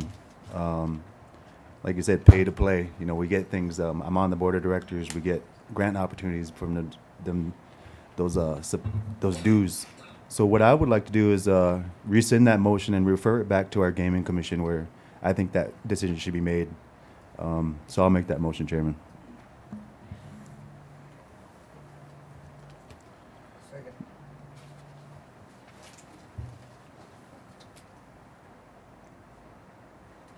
Motion to rescind and refer it back to the gaming commission.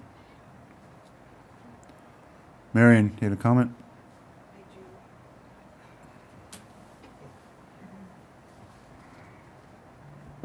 I believe a lot of the work at the national level is for the benefit of the tribes. You know, I think that's why a lot of those offices are located in DC. And what they do, they use a lot of their funds for council.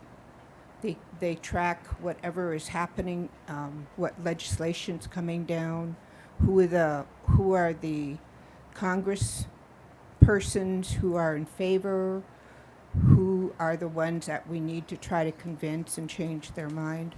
So I think it is an important, and I think the key though is once you become a member is to try to wield all of that information that comes from those organizations, because there's just so much. It's hard to, you almost have to assign somebody to read it and whatever. So, but I think their advocacy efforts are really critical for Indian country.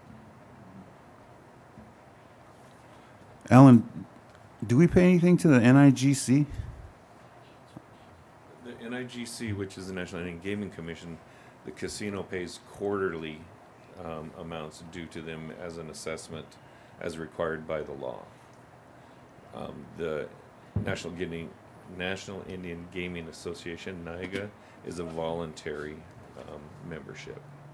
The NIGC, as long as we have a casino, is not voluntary. So there are quarterly assessment payments to NIGC. And then, as I said, and I did not check with the Gaming Commission to see if they were in as a member, but I was checking with the casino to say, okay, when is the last time it was paid, if ever? And 2013 was that time that I could find. Okay, thanks.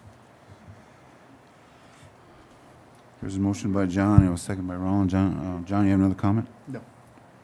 Is there any objections to the motion? No objections? Motion passed 7-0-0.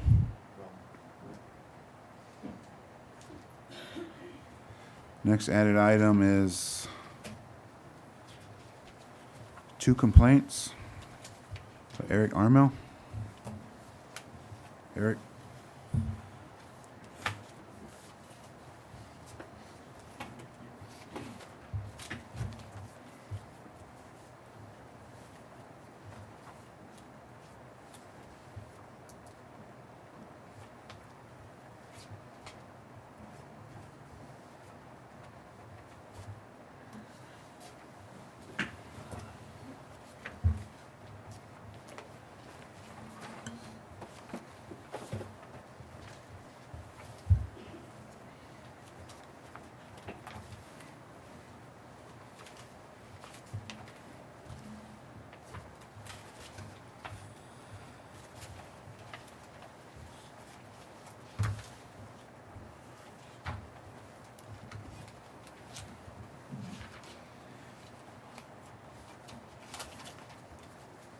Eric, would you like to read your complaints?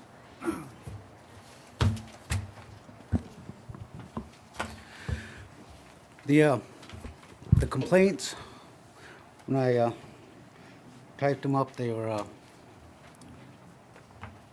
pretty much the same because they dealt with the same thing. That's why I didn't know if this was going to be for one complaint or two, due to the fact that there was 2 members under the same complaint.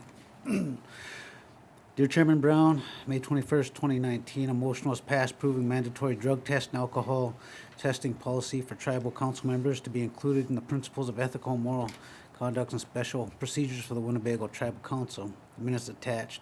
September 19th, 2018, Resolution 18-138 was adopted, amending the principles of ethical and moral conduct and special purposes or procedures for the Winnebago Tribal Council. Resolution attached. Resolution 18-138 under 3, Policy A states, the council drug testing policy applies to all current and future tribal council members serving in the Winnebago Tribe of Nebraska. C, elected tribal council members shall submit to hair sampling sample drug testing immediately upon such election. Elected officials in office on the date of the enactment of this council drug and alcohol test policy shall submit to hair sample drug testing immediately upon the enactment of this council drug test policy. If a council member is on travel, they shall comply immediately upon return from travel. To subsequent to the initial hair sample drug testing for controlled substances in section 3C1 above, each elected tribal council member shall be randomly tested once a year. Resolution attached. As a tribal council member, I am aware that Victoria Kitcheon did not submit to the mandatory drug and alcohol testing policy hair sample drug test since enactment of this policy. Tribal council members received an email from Chairman Brown with October 31st, 2019 to comply with our policy. Victoria Kitcheon to this date has not complied with policy. Victoria Kitcheon was in attendance and the policy was adopted. This shows Victoria was fully aware of the policy requirements but did not and has not complied with policy to date. I don't know why randoms were not set up according to policy. That this is not my issue. The complaint is Victoria has not to this date submitted the initial hair sample drug testing, which was supposed to happen when a policy was enacted September 19th, 2018. I know Chairman Brown is attempting to bring us into compliance by making sure we all test. This means Victoria is still required to do her initial hair sample testing. Victoria Kitcheon is in violation of the principles of ethical and moral conduct and special procedures for the Winnebago Tribal Council. Tribal Council shall not violate the law. All tribal council members, new or already serving, will be subject to the mandatory drug testing for illegal substance. Revised May 21st, 2018 by Tribal Council motion. And resolution number 18-138 adopting mandatory drug and alcohol testing for tribal council members on September 19th, 2018. I am submitting this as an ethical complaint on Victoria Kitcheon for her refusal to adhere to our policy and the law of the Winnebago tribe. The second one. Chairman Brown? You finish reading these, please? I'd like to respond. The These are second one is individual. for- These are individual. They're not together. Dear Chairman Brown, May 21st, 2019, a motion was passed approving mandatory drug and alcohol testing policy for tribal council members to be included in the principles of ethical and moral conduct and special purposes for the Winnebago Tribal Council. Minutes attached. September 19th, 2018, resolution number 18-138 was adopted, amending the principles of ethical and moral conduct and special procedures for the Winnebago Tribal Council. Resolution attached. Resolution number 18-138 under 3, Policy A states, the council drug testing policy applies to all current and future tribal council members serving the Winnebago Tribe of Nebraska. C, the elected tribal council members shall submit to hair sample drug testing immediately upon such election. Elected officials in office on the date of the enactment of this council drug and alcohol test policy shall submit to hair sample drug testing immediately upon the enactment date of this council drug test policy. If a council member is on travel, they shall comply immediately upon return from travel. 2, Subsequent to the initial hair sample drug testing for controlled substances in Section 3C1 above, each elected tribal council member shall be randomly tested once a year. Resolution attached. As a tribal council member, I am aware that Melton Frenchman did not submit to the mandatory drug and alcohol testing policy. Hair sample drug tests since enactment of this policy. Tribal council members received an email from Chairman Brown on October 31st, 2019 to comply with our policy. Melton Frenchman to this date has not complied with policy. My complaint is Melton Frenchman has not to this date submitted to the initial hair sample drug testing, which was supposed to happen when the policy was enacted September 19th, 2018. I know that Chairman Brown is attempting to bring us into compliance by making sure we all test. This means Melton is still required to do his initial hair sample testing. Melton Frenchman is in violation of the principles of ethical and moral conduct and special procedures for the Winnebago Tribal Council. I, Tribal Council shall not violate the law. All Tribal Council members, new or already serving, will also be subject to mandatory drug testing for illegal substance. Revised May 21st, 2018 by Tribal Council motion. And resolution number 18-138 adopting mandatory drug and alcohol testing for Tribal Council members on September 19th, 2018. I am submitting this in an ethical complaint on Melton Frenchman for his refusal to adhere to our policy and the law of the Winnebago tribe.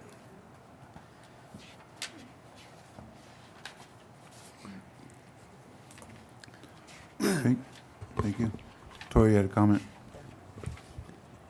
Well, thank you, Eric, for your complaint, and thank you for your concern. I just want to, I guess, share with the membership that I have vocally and continuously been adamant and against the hair follicle test, and I think that I've also been very vocal about the way that this policy was rolled out. It was not. It wasn't for full council feedback. They rolled out a policy and no one else got to have any say on it. And it was never done in a way that was going to be aligned with what the intent was, and that was to do what the employees do. And so in here it says that I was present when this was adopted, and that's not true, because it kept saying, let's wait for everyone's here. Let's wait till everyone's here. And that was the discussion. And then, of course, when I wasn't here, it was passed. So, you know, when you go against something, people will find a way to pass it without your inclusion. And so I just think from the get-go that this has been some type of target exercise. And I think you're also incorrect in stating that I did not take a drug test. Every time the tribal council was called upon, I went to Tri-State in Sioux City, Iowa, and took an observed drug test. Emphasizing the hair follicle drug test. I took a urine analysis test that was observed by a worker at Tri-State, according to their procedures. So I just don't understand why you want my hair so bad. And I don't want to give you my hair. And I'm compliant. I've gone to take my alcohol breath screening from the police department. Every instance that we've been told to go to Tri-State, I went to Tri-State immediately upon that day receiving that email. And so, you know, I won't give you my hair, and I'm telling this council that I won't give you my hair, but I will continue to go to Tri-State and take my urine analysis. And I'll go take my random, you know, I'll do whatever is required to prove to you that I can go to Tri-State and pass the drug test. I suggested that we be random back here and that when they call our name, we go. But, you know, nobody wanted to do that. You know, you want hair for some reason. And I just think that's culturally inappropriate. And I think that it's culturally bullying. And I don't believe in that. And I just want to share that again. Thank you.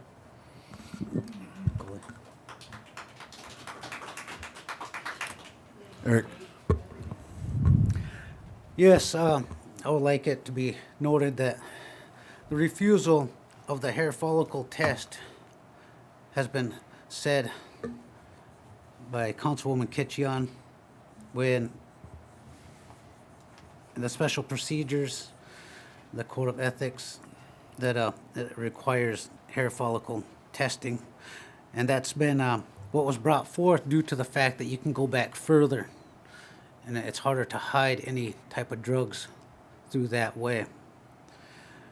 And so, with that being said, since we're talking about when this came to the table that you weren't here, I remember you being here, and you were talking about historically being traumatized by that, which it sounds good because we're indigenous, but you know, unless you're riding a horse and living in a teepee, that I think that's kind of null and void to see your nails done and everything like that. So to be historically, I can't have my nails done. yeah, because you know, since we're talking about hair, nails go with the same thing, right? When we're talking about medicine, and so with that being said, that's what we're going against here is that if we can't follow the rules like any of our workers throughout a reservation.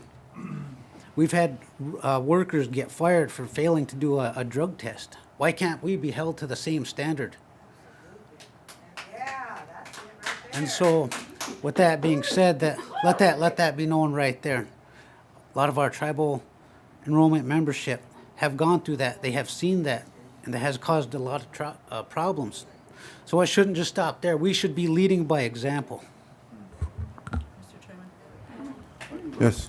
Thank you, Eric, for sharing that with me, but I don't think getting my nails painted is culturally inappropriate. Okay.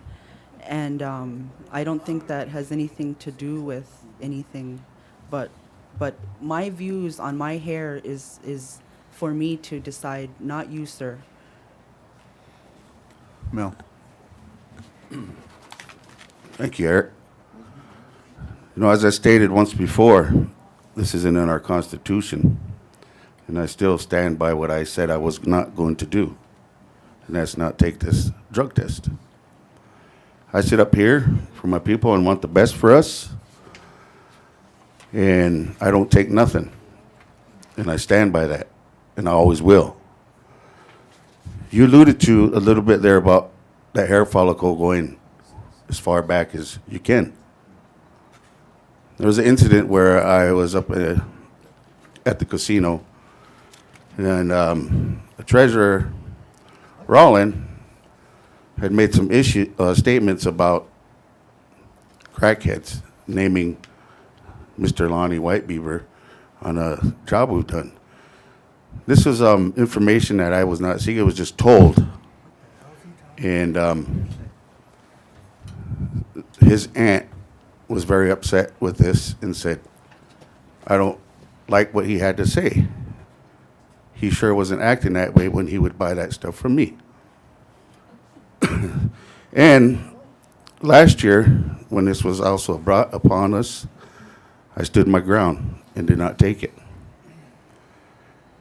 And I'm sorry to say that, you know, Mr. Saints here told me himself that our current chairman did not want to take it because he was popping unprescribed opiates.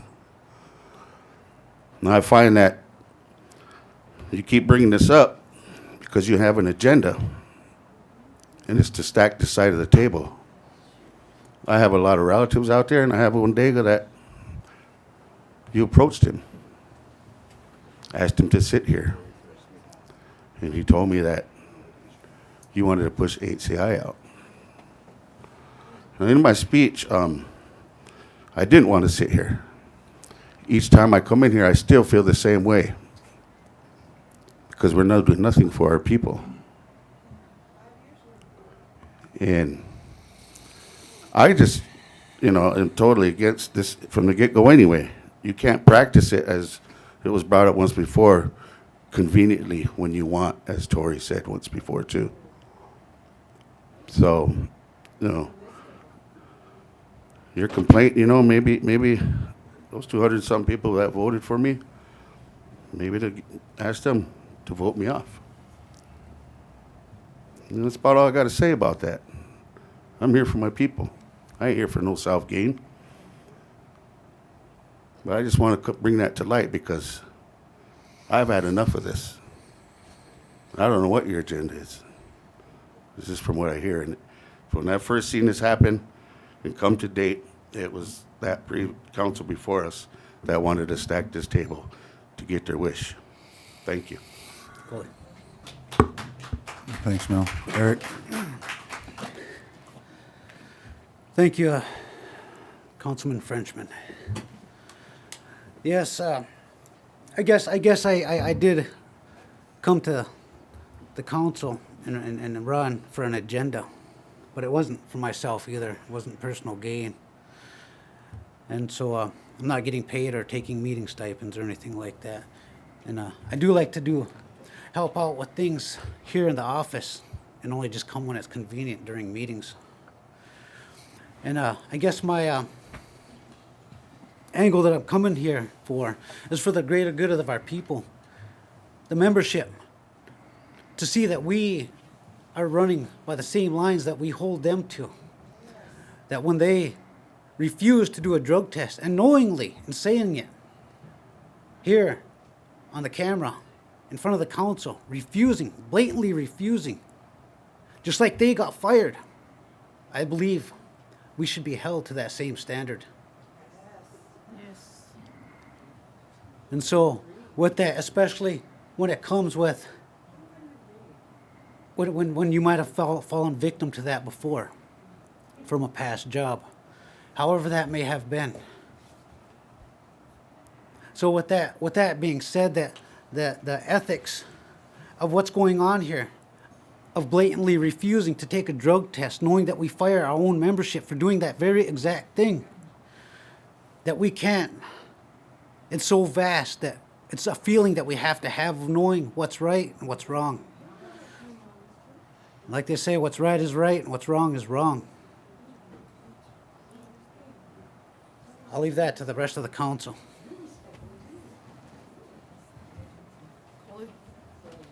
Thelma? Okay, everybody out there on TV land, we have tribal council members here, and we are to abide by the policies, whatever was said before us. And we as leaders, we need to follow these policies. And so these two sitting here did not take their hair follicle test. The rest of us did. So why is it that them two can do what they want to do, knowing that there's a policy that we have to adhere to by our chairman here? And if they can't do that, then they need to be some disciplinary action done. That's my take. Thank you. John? First off, I would like to say that I really admire and respect Mel, the way he walks this road of life, and it gives me strength. And how I see people that I respect, that I like, I take a little something from them and use it in my own life. And Tori's always been a good voice for our people too. And I've been on this council for 4 months, and I've taken 2 hair follicle tests in that time, and they cut out a hair that's big as a pencil. So I've done it twice, and to me, whether I agree with it or not isn't really an issue, because it's been passed by our council, and our council has been set at this table by our people. So our people said that. People said, take the hair follicle test, and I knew that when I was coming on, and that's what it was going to be. And so saying that much, if I do any wrongs, I would hope that the people around this table would hold me accountable for what I do and what I don't do, because it's going to be up to us to ensure that what's fair is we're with each other fair, because we're the only ones that can govern each other. So I want to see that happen. I'm in support of being fair with each other. No power circles. I'm not. I'm just one man here, and I got one vote, and I'm going to use it to the best of my ability. Thank you. Thanks. Tori? I've been sitting at this table since May of 2015, and I feel that I came on this council during a very difficult time with our tribe. And I think that I jumped right in and tried to draw on the strengths I had and the skill sets I had to be helpful. And I came on during a special election, and then I got elected 2 more times. And so I've contributed to this table, and I've contributed to the work on the national level by direction of this table. And so I just, my issue is not being compliant. My issue is giving my hair. And one thing that I was told at this table was to think like an Indian, and Indians don't give their hair. And maybe you believe they do, but I don't. And so I will stand by that. And I just think it's really disappointing to see something as sacred as our hair be used as a political ploy. And those kinds of things, and the teachings that we have, you know, I'm mindful of that, and I think you guys should be mindful of that too. But like I said, I will continue to contribute, whether it be at this table or whether it be in another position. You know, you're not taking anything from me and what I can give to my people. And so, you know, earlier on this agenda, you approved me to testify to the House of Appropriations. And so I continue to carry that burden on my back for my people and for all of Indian country. And yet now you want me to give my hair. And so I just don't accept that. And, but I just have to keep saying it, you know, like, I'm not gonna let you guys bully me. And I'm not gonna let you, change my views. Chairman, point of order. We've got this woman here that is just like disruptive. And another thing, this is all a part of an orchestrated effort to remove me from this table.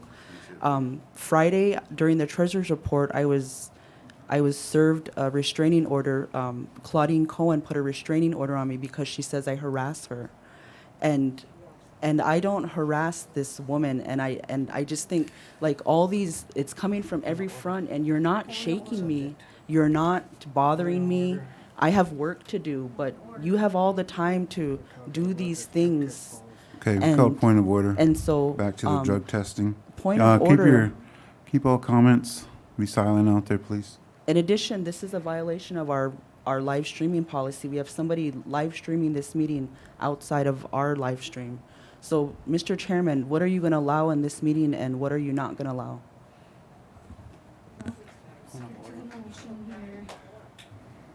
Any more comments? Lance? I just thought I could add a little something to this, because I was in the audience when this was brought up for something else. And our vice chairman said, you know, talking about the policy and what was passed by the people.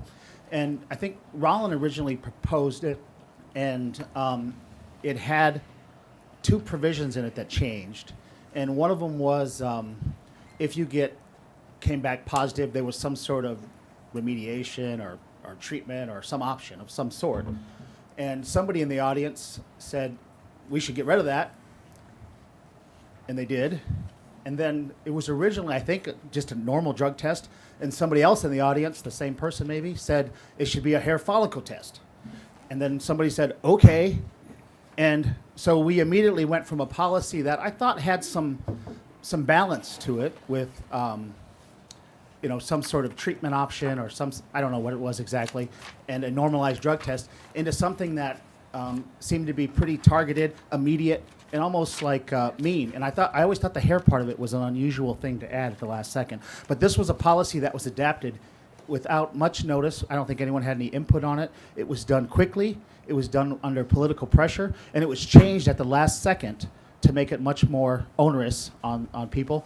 And I thought, since I was here and that had come up, I thought I would add that to the discussion. Thanks. Thelma? The why they want the hair follicle is because it goes back 3 months. Because usually when some people know they're going to go up for the random, they'll drink something and they'll clear their system. So you can't fail with this hair follicle. That's why it was requested to do that. In response to Lance, this here is for the tribe, the tribal membership. If you're gonna be employed, you need to have that drug test. Up at your corporation, you don't require that for your employees. So this is here for the tribe here. You don't have that up there. So that's my thing. Okay. CC. I remember when the discussion started taking place for policy for drug testing. And Eric, as chairman of the Alcohol Advisory Board, came forward to the tribal council at least 3 months prior to it being enacted. And I remember sitting here listening to discussion at least 2 times, and the third time when it was adopted.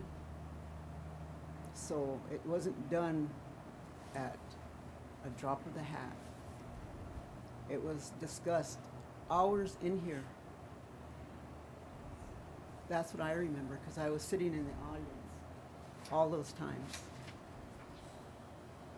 And then I want to ask, I pose a question. What are the teachings, Tori?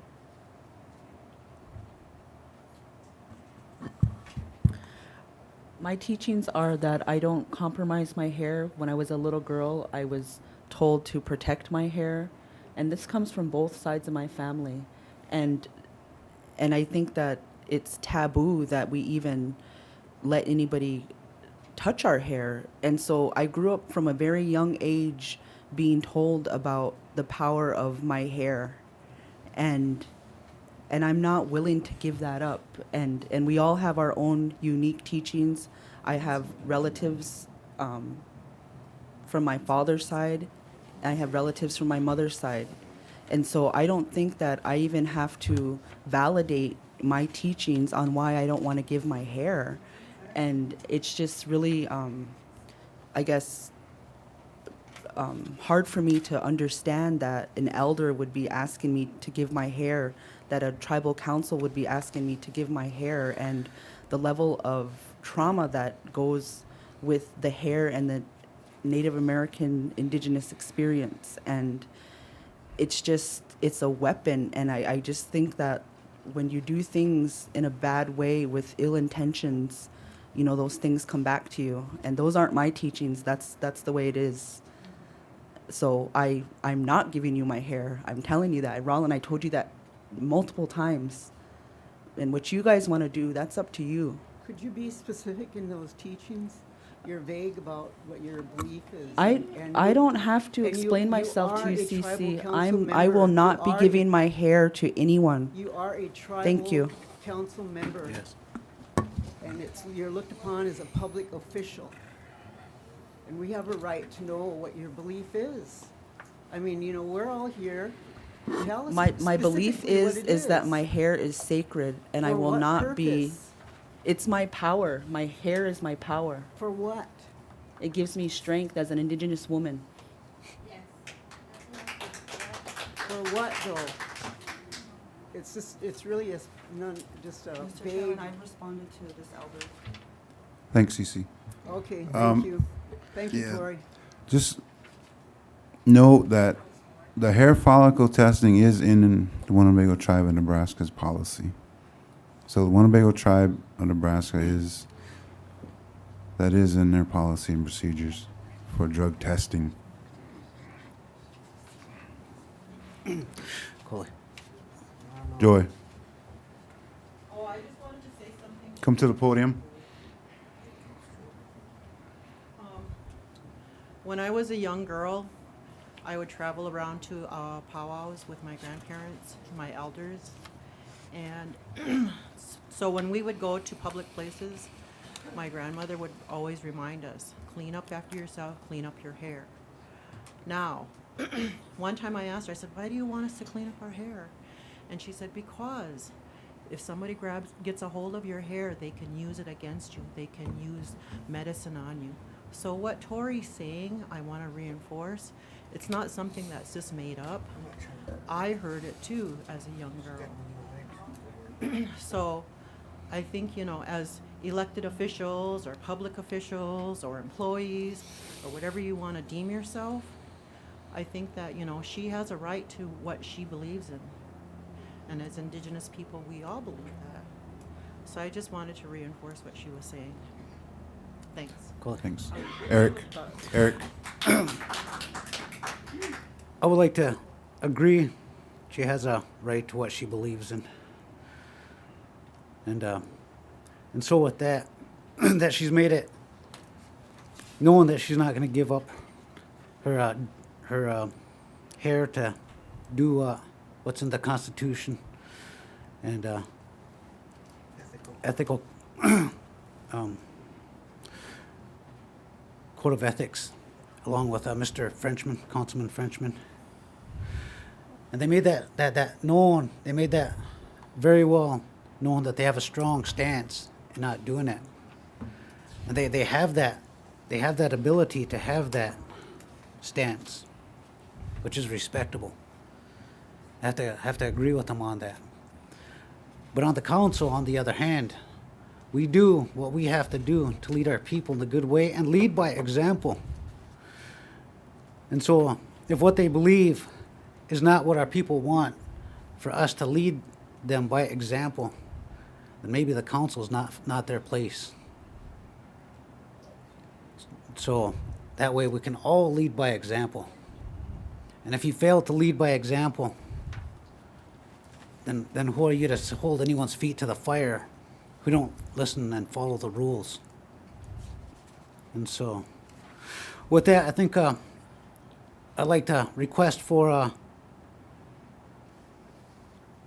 Councilwoman Kitcheon and Chairman Frenchman to exit the table and let the council go into executive session and discuss this matter. Mr. Chairman, I have a comment. There's a motion on the floor. Motion by Eric to go into executive session.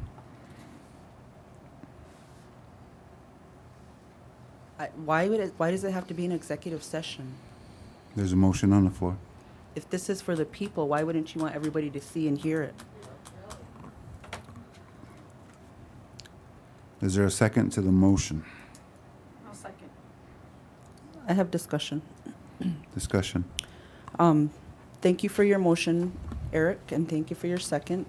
I'm concerned with why anybody would want this done in executive session. This has been put on our agenda. It's being live streamed. Like, I would like everybody to hear this discussion. And I don't think that I need to exit the table. You know, I'm not going to recuse myself so you can somehow tilt this in your favor. And as we were sitting here and as we were talking, and thank you, Eric, for acknowledging that, you know, I have my own beliefs and my own right to protect those beliefs. And things have gone so far to protect American Indian religious freedom that the American Indian Religious Freedom Act was passed. And it's a law that protects these type of things. And that was enacted to return the basic civil liberties to Native Americans, Inuit, Aleuts, and Native Hawaiians, and to allow them to practice, protect, and preserve their inherent right of freedom to believe, express, and exercise their traditional rights, spiritual, and cultural practices. And so you're telling me that you're above that law? No, I'm saying you're well, you can follow that, but just not at this table. Because we're doing what we have to do to lead by example. I've taken and you can practice a that drug outside test, these doors. Eric, I've taken a drug test. What's the issue? To lead by example. So you want my hair? We don't need your hair, but just know that we need people that here that are going to lead by example. That's who we need at this table. People who are going to lead by example. And I've led by example. I've taken the drug test. I've taken the random. But you will not get my hair follicle. There you go. There you go. You will not. Okay. And I will not be excusing myself because I have a colleague here that I'm going to support him as well. And I don't have to recuse myself from this discussion. And I also would really appreciate it if this could be on the live stream for the membership. Well, there was a motion, and it was seconded. John, you have discussion? Yes. I would start off first by saying that I oppose going into executive session. And secondly, that's really useful information, Tori, about what you just read off that. But I have a question on this. This policy is over a year and a half old, so we should have changed it by now. You know, even, I mean, I haven't been no part of any revisions, talk about any revisions to this. It's just been sitting there, a sore spot that, I mean, I've been following as far as I can. But I would like to say that I'm against going into executive. The next procedure in this is somebody needs, if they think believe it to be frivolous, they need to make a motion that it's frivolous. And that's the next step in this procedure.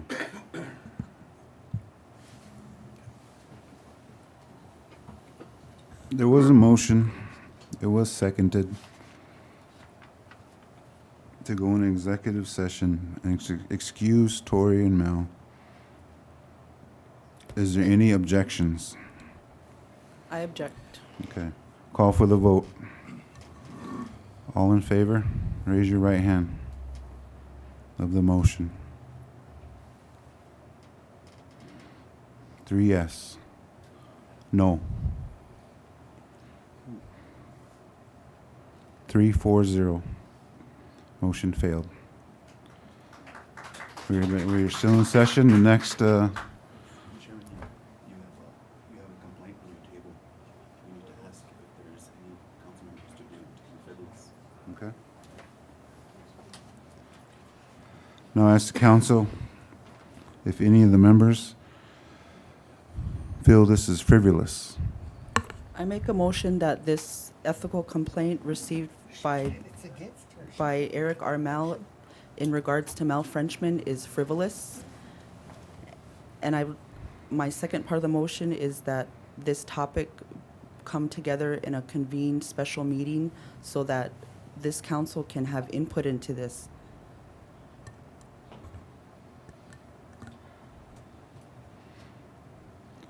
There's a motion by Toy to deem frivolous the complaint on Mel Frenchman. Is there a second?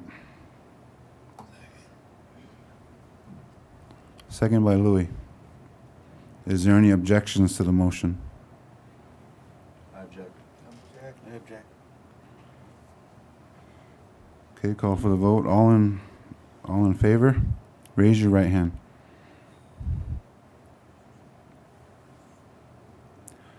Three yes. No? Raise your right hand.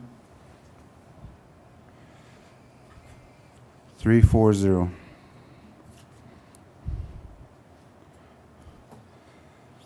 Motion failed.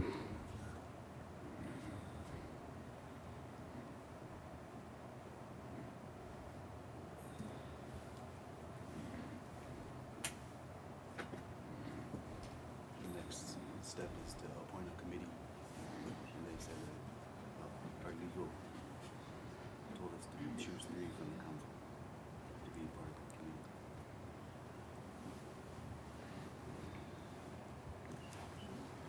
The next step recommendation is to appoint a committee.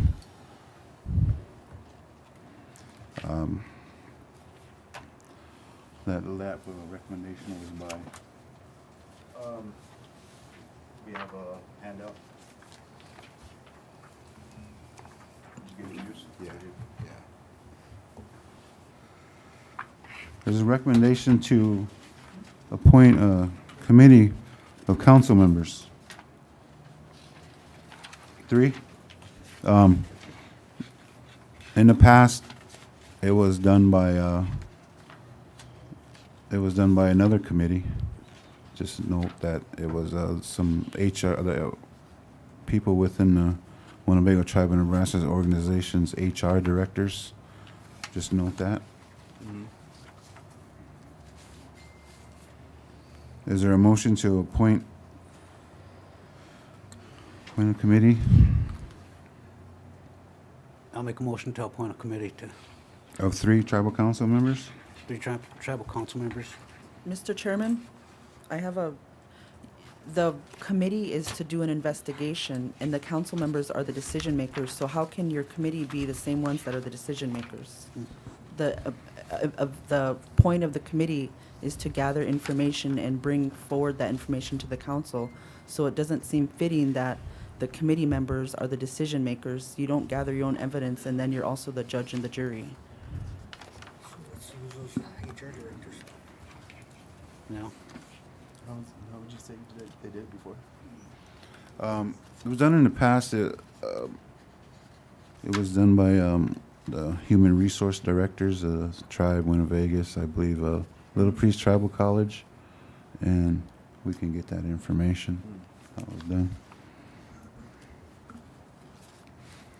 But there was a motion by Eric to appoint the investigation committee of tribal council. Is there a second? I'll second. Second by Thelma. Is there any objections to the motion? Discussion? Discussion, John. I'm in support of this investigative committee, and I wouldn't be comfortable being considered as a member of this committee. I actually do like how you said they did it in the past. The HR directors, these are professionals who make a living off enforcing these policies and making sure that we're following them right. So I would be in support of that. Mr. Chair, I agree with Councilman Snowball in regards to what he just said. I'd be comfortable with having that glean out with the aforementioned professionals. Okay. We'll call for the vote. All in favor of the motion? So what is the motion? The motion is to appoint 3 council members. Yeah. The motion by Eric was to appoint 3 council members for the investigation, to gather the info. And it was second by Thelma. All in favor? Any objections? Object. I object. Okay. All in favor, raise your right hand.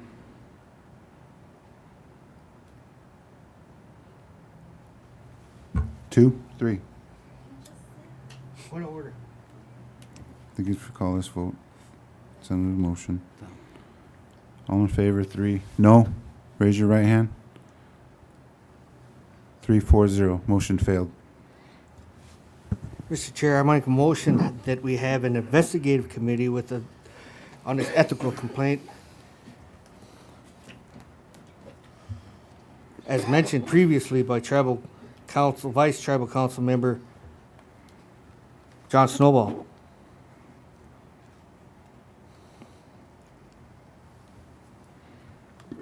Second. Motion by Roland, second by John. Is there any objections to the motion? I object. Call for the vote. All in favor, raise your right hand. 4 yes. No? 3. Motion passed, 4-3-0.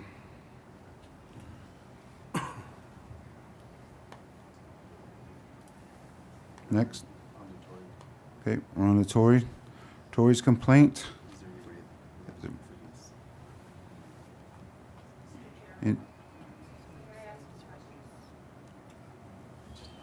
Hold on, no.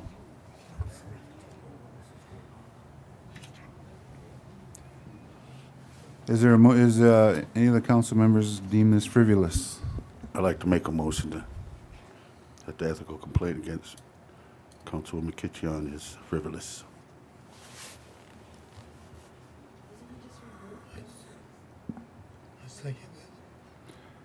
Motion by Mel, second by Louis. Deem frivolous. Any objections to the motion?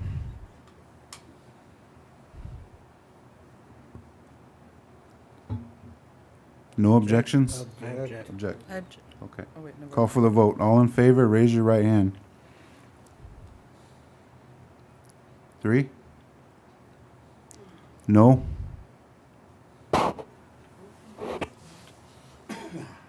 4? Motion passed, 3-4-0.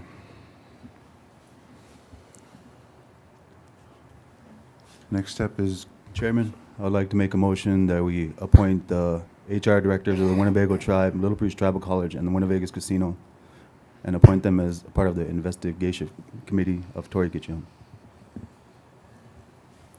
Second.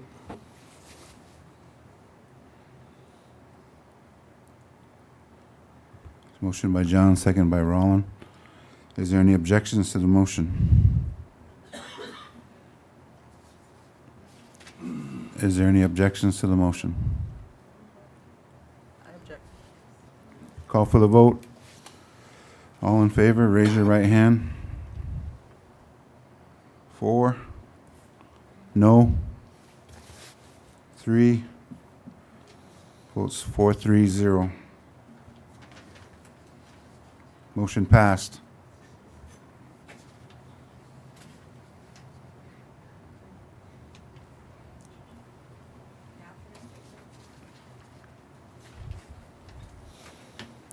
Comment, LaDonna? I'd like to ask that some community members be added to that investigation as outreach worker for drugs and alcohol. What I hear out in the community is exactly what we're talking about. If our leadership's not held accountable, why do I have to be? Why am I on vendor pay? If they didn't test, then why does this happen to me? So by leading by example, you have to. And we have to live in both worlds here. So yes, we all believe our hair is sacred. There's so many things that are sacred to us. But what's any different? How are you any different than the rest of the council members who gave their hair? Are you more sacred than they are? Are your beliefs more stronger than they are? I didn't suggest that. But that's what you're suggesting by denying that. Point of order, Mr. And- Chairman. Call point of order. Okay, A motion well, has what been my made and question passed, is and we're not adding community people. members be allowed to be on that investigative committee? Motion was passed. Sorry, thanks. Anything else? I would like to clarify some how this procedure works. So these 3 appointed that are in the committee, they're going to determine if there's sufficient evidence for this violation, and if they don't, they will dismiss it. And if they do think that there's sufficient evidence, there will be a hearing scheduled, and at that point, the council members are to be suspended. So at this point, they are not suspended. If they come back with sufficient evidence, our investigative committee, that's the point where they become suspended. I just want to clarify that. I'd like to say something. Cool. Okay. Eric? I'd like to add on to what Councilman Snowball just said, but I'd like to add suspended without pay until this committee comes to. That, you can't change the policy on the scene. Mr. Chairman, we've completed the steps and people don't get to like start adding things and changing the policy on scene.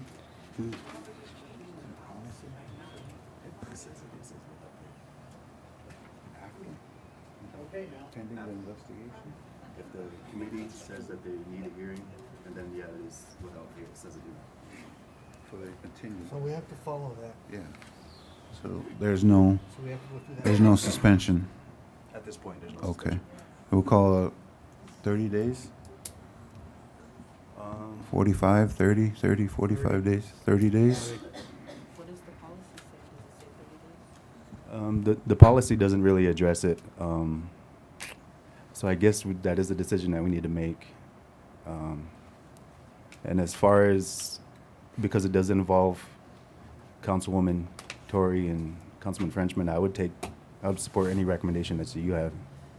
Well, I want to put something out there that I have responsibilities to testify that this table approved. I have the director of the CDC is coming in March.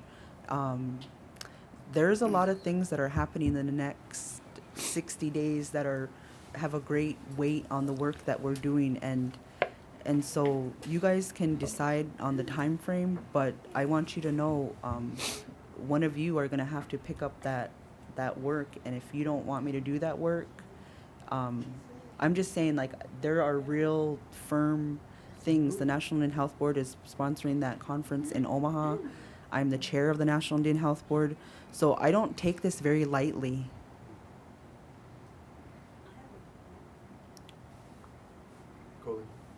Yes.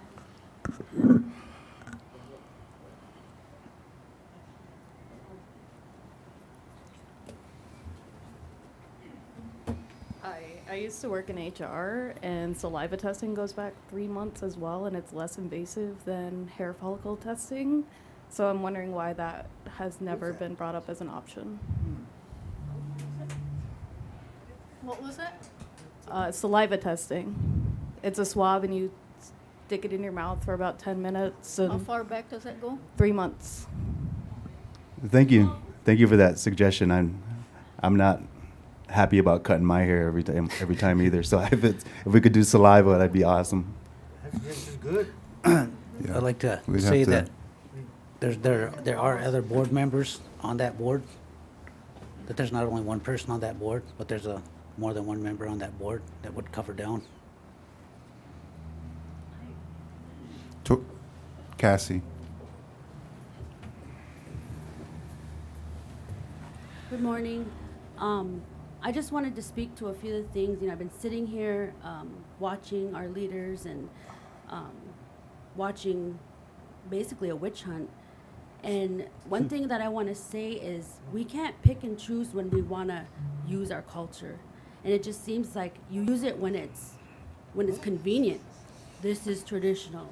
Do this. Oh, you can't do that. Yet, when it comes to our hair, that doesn't matter. I don't know what she's saying. The other thing is, I'm not sure if all of you understand the ramifications of your decisions. There are things that I know our council people have worked on and put in place, and that by your actions at this table, you can dismantle. And it's not about them personally, but it's the work that was put in for the benefit of this tribe. And I feel like you're not thinking about that. All you're thinking about is to get them off there. So you have the majority, and that you could do what you want. And, you have a lot of axes to grind, obviously, one of them being with HCI. And I feel like you're trying to pave the way to make those actions swifter. I'm a tribal member. I have concerns. My voice is just as important as any of yours that have been up here. So I really want you to think about that. Think about all of the issues that are going on and who's doing the work. Because you get some of these people off there, can you represent us? You weren't even prepared to talk about the hemp. So be mindful of that, of what you're doing for the entire tribe. You all say you're here for the tribe. No, you're not here for yourself. But these actions can affect the tribe as a whole. Thank you. Thank you. Thank you. Said it. Mel? I just hope we're wrapping this up now, but I would like to say, thank you for wasting my time and the people's time, and, you get to get paid for this. I don't. I have nothing to lose. I'm not afraid of any outcome what may come of this. I just hope that we can get down to the very necessities of our Constitution and provide for our people. They're the ones suffering. Thank you. Thanks. Set a investigation timeframe? 30 Chairman, days? I'll make that motion for a 30-day time frame that we request a decision from this investigation committee. You want to appoint somebody to maybe the CEO or chairman's assistant to kind of keep it neutral or something, have the CEO.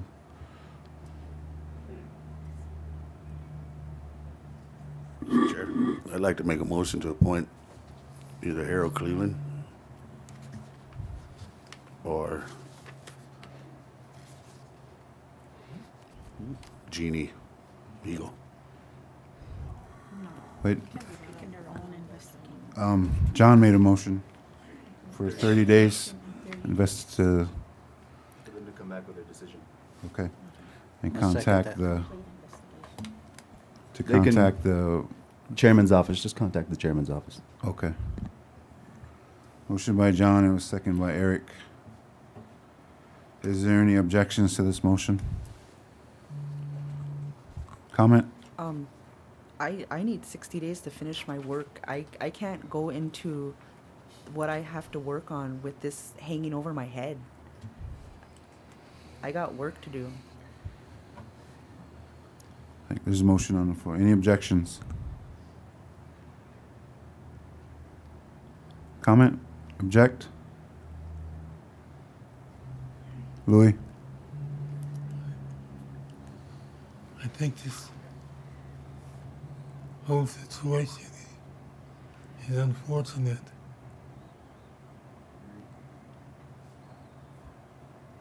It comes at a time when there are critical issues at that hospital that have to be met.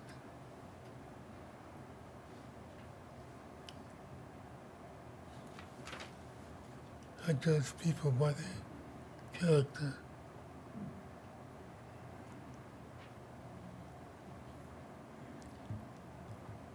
When Abraham Lincoln was president, he had a general named Grant. Grant was winning all the battles he got in. But he was always drinking.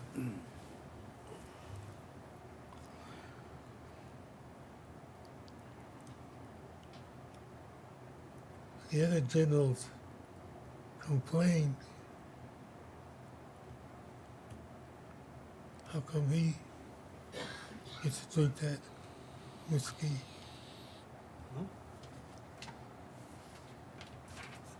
And Lincoln retorted, I should give you some whiskey so maybe you can start winning battles.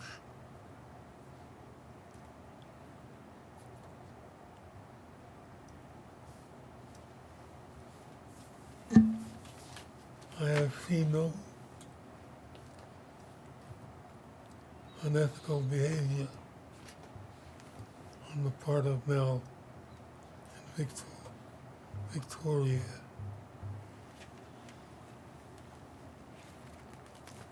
I trust them like I trust the rest of you.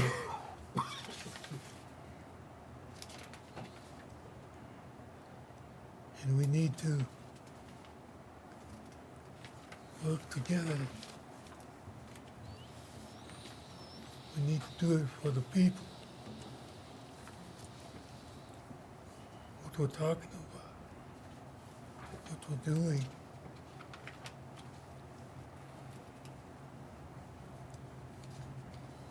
Is a useless exercise.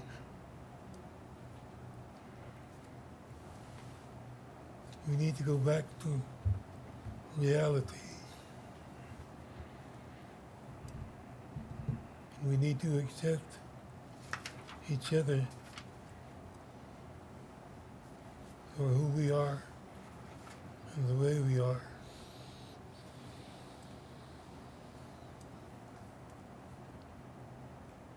I have to thank the Creator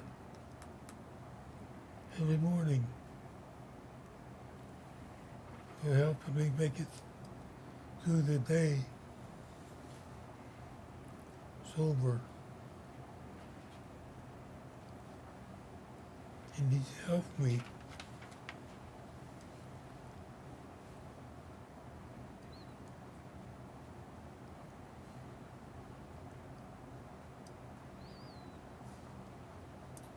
We got to deal with alcohol. I missed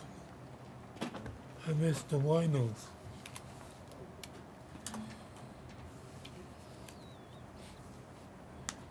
They had an unwritten rule. Nobody messed with Sniff. They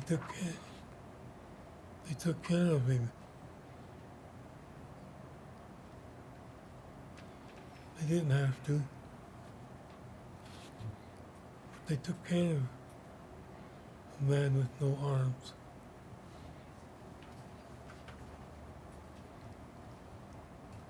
They were winos, but they had compassion.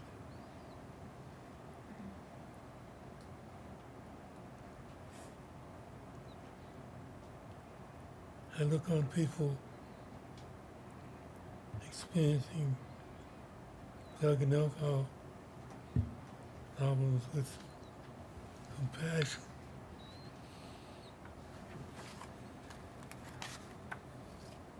I don't see that at the table. I see vindictiveness.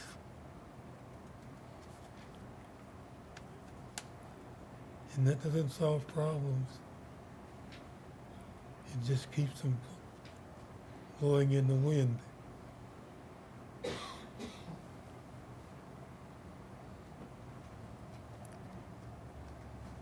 That's all I have to say. Thanks, Louis. John? I agree with Louis. This is very unfortunate. And like I said, every council member here is my utmost respect. And there's a lot of values and strengths in each one of us. And together, we can accomplish great things. So I look to get past this, and I would like to say that, you know, there's other options as we move forward, you know. Options as far as sanctions is what I say, what it is. So understand that this is no final decision, that we're in the very early stages of this, and it's going to be thoroughly looked at, and it's going to be fairly looked at. Thank you. Thanks, John. There's a motion by John and a second by Eric for a 30-day time frame investigation. Is there any objections to the motion? Any objections? No objections? Motion passed, 7-0-0. That covers today's meeting. Is there a motion to adjourn? Motion to adjourn, Chairman. Second. Second by Roland. Is there any objections to the motion? No objections? We're adjourned at 11:57 a.m.